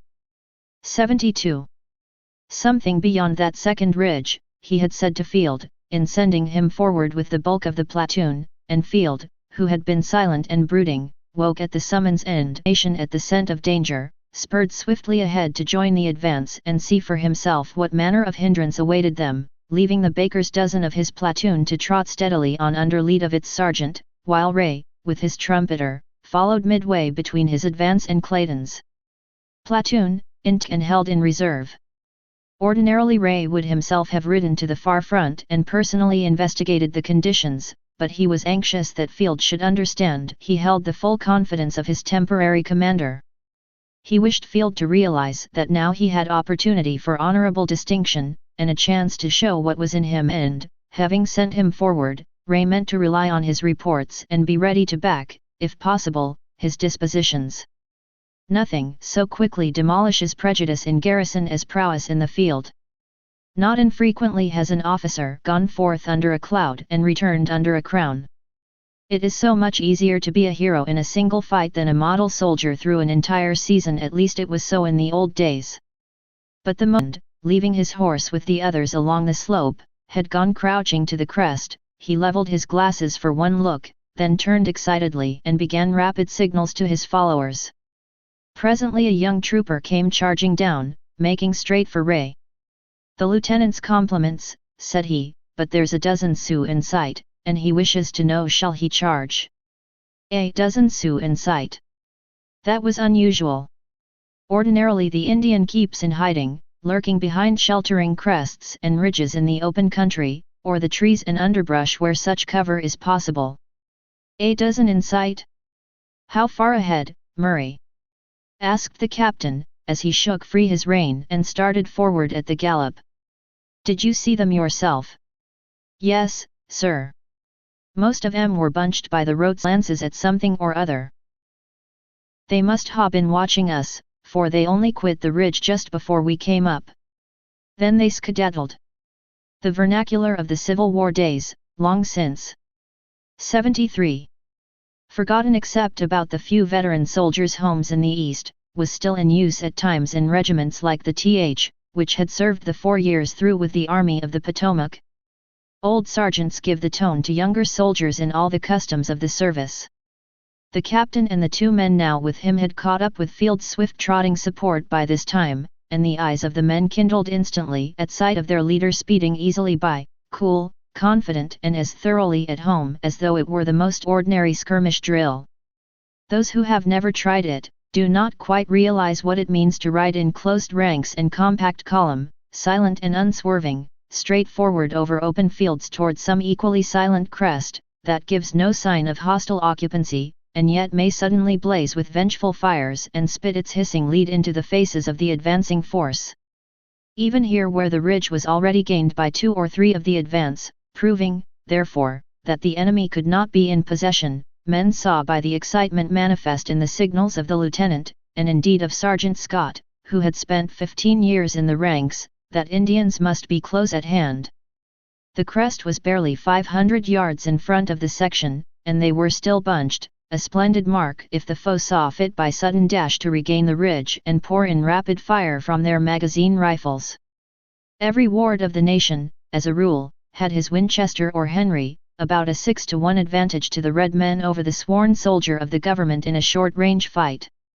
The lieutenant was a brave lad and all that, and could be relied on to do his share in a shindig, as the sergeant put it, but when it came to handling the troop to the best even terms in a fair field, but holding them clear of possible ambuscade, then Captain Billy is the boss in the business, was the estimate of his men, and every heart beat higher at sight of him. He would know just what to do for them, and knowing, would do it. Even as he went loping by, Ray had half turned, with something like a smile in his dark eyes and a nod of his curly head to the sergeant commanding, and a gesture of the gauntleted hand, a horizontal sweep to right and left, twice repeated, had given the veteran his cue, and with another moment Windsor had the dozen in line at open, yet narrow, intervals, with carbines advanced and ready for business. They saw their captain ride swiftly up the gentle slope until close to the crest, then off he 74. Sprang, tossed his reins to the trumpeter and went hurrying afoot to join the lieutenant.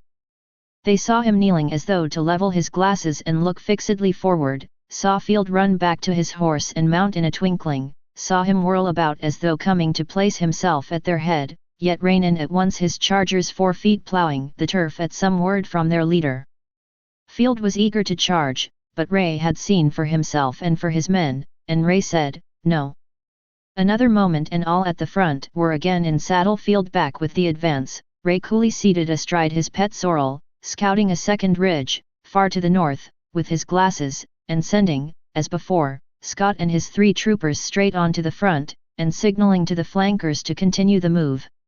10 seconds study of the position in the long, wide, shallow depression before him had fathomed the little knot of Indians, jabbering, yelping, prodding and circling about some unseen object on the turf, feigning ignorance of the soldiers' coming, was at the old-time trick to get the foremost troopers to charge and chase, to draw them on in all the dash and excitement of the moment, far ahead 3 miles, perhaps of the main body, and so enable all the lurking band behind that second curtain, the farther ridge, to come swooping down to surround, overwhelm, and butcher the luckless few, then be off to safe distance long before the mass of the troop could possibly reach the scene. "No you don't, Stabber!" laughed Ray, as Field, not a little chagrined, and the dozen at his back, came trotting within hearing distance. "That Dutch was bald-headed when I was a baby. Look, Field," he continued. "They were jabbing at nothing there on the prairie. That was a fake captive they were stabbing to death. See them all scooting away now. They'll rally beyond that next ridge, and we'll do a little fooling of our own." And so, with occasional peep at feathered warriors on the far left flank, and frequent hoverings of small parties on the distant front, Ray's nervy 100 pushed steadily on. 2 experiments had satisfied the Sioux that the captain himself was in command, and they had long since recognized the sorrels. They knew of old Ray was not to be caught by time-worn tricks. They had failed, or the officers, as the troop approached the second ridge. Lame Wolf's big band was coming fast, but only a dozen of his warriors, sent lashing forward, had as yet reached Stabber. The latter was too weak in numbers to think of 75. Fighting on even terms, and as Ray seemed determined to come ahead, why not let him?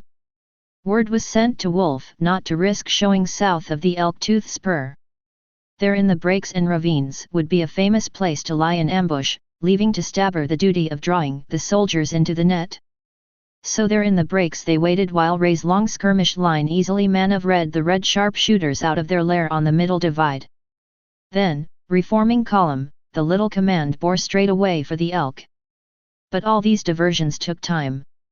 20 miles to the north of Frayne stretched the bold divide between the Elk Fork, dry as a dead tooth much of the year, and the sandy bottom of the Box Elder. Here and there along the ridge were sudden, mound-like upheavals that gave it a picturesque, castellated effect, for, unlike the general run of the country, the elk too finding themselves no longer followed, gathered at comparatively safe distance across the prairie, and, while in eager consultation, found time for taunting, challenging, and occasionally firing at the distant and angering troopers, whom Sergeant Scott had sharply ordered back, and Ray, after calm survey of these fellows through his glass, had then levelled it at the trio of buttes along the distant ridge and turned to Field, sitting silent and disappointed by his side. 76. "There, Field," said the captain. "Take this glass and look at those signal smokes. Stabber has more men now at his call than he had when he started, and more yet are coming. They were just praying you would charge with a handful of men. They would have let you through, then closed around and cut you off. Do you see, boy?" Field touched his hat brim. "You know them best, sir," was the brief answer. "What I wanted was a chance at those fellows hanging about our front and calling us names. You'll get it, I'm thinking, before we're an hour older. They know whither we're bound and mean to delay us all they can. Ah, Clayton," he added, as the junior lieutenant rode up to join them, while his platoon dismounted to reset saddles behind the screen of the skirmish line. Men look full of fight, don't they? There, if anywhere, is where we'll get it. I've just been showing Field those signal smokes. Mount and follow when we're halfway down to that clump of cottonwoods yonder. We must reach those people at the stage station tonight, and I may have to give the first. Watch for my signal and come ahead lively if I turn toward you and swing my hat. All ready, Field. Shove ahead. And this was the last conference between the three officers that eventful morning. As once again the advance guard pushed cautiously forward toward the banks of the arroyo in the bottom, Ray turned to Field. Skirmish work suits you better than office duty, Field. You look far livelier than you did yesterday. Don't you begin to see that the Major was right in sending you out with us? And the dark eyes of the trained and experienced soldier shone kindly into the face of the younger man. I'm glad to be with you,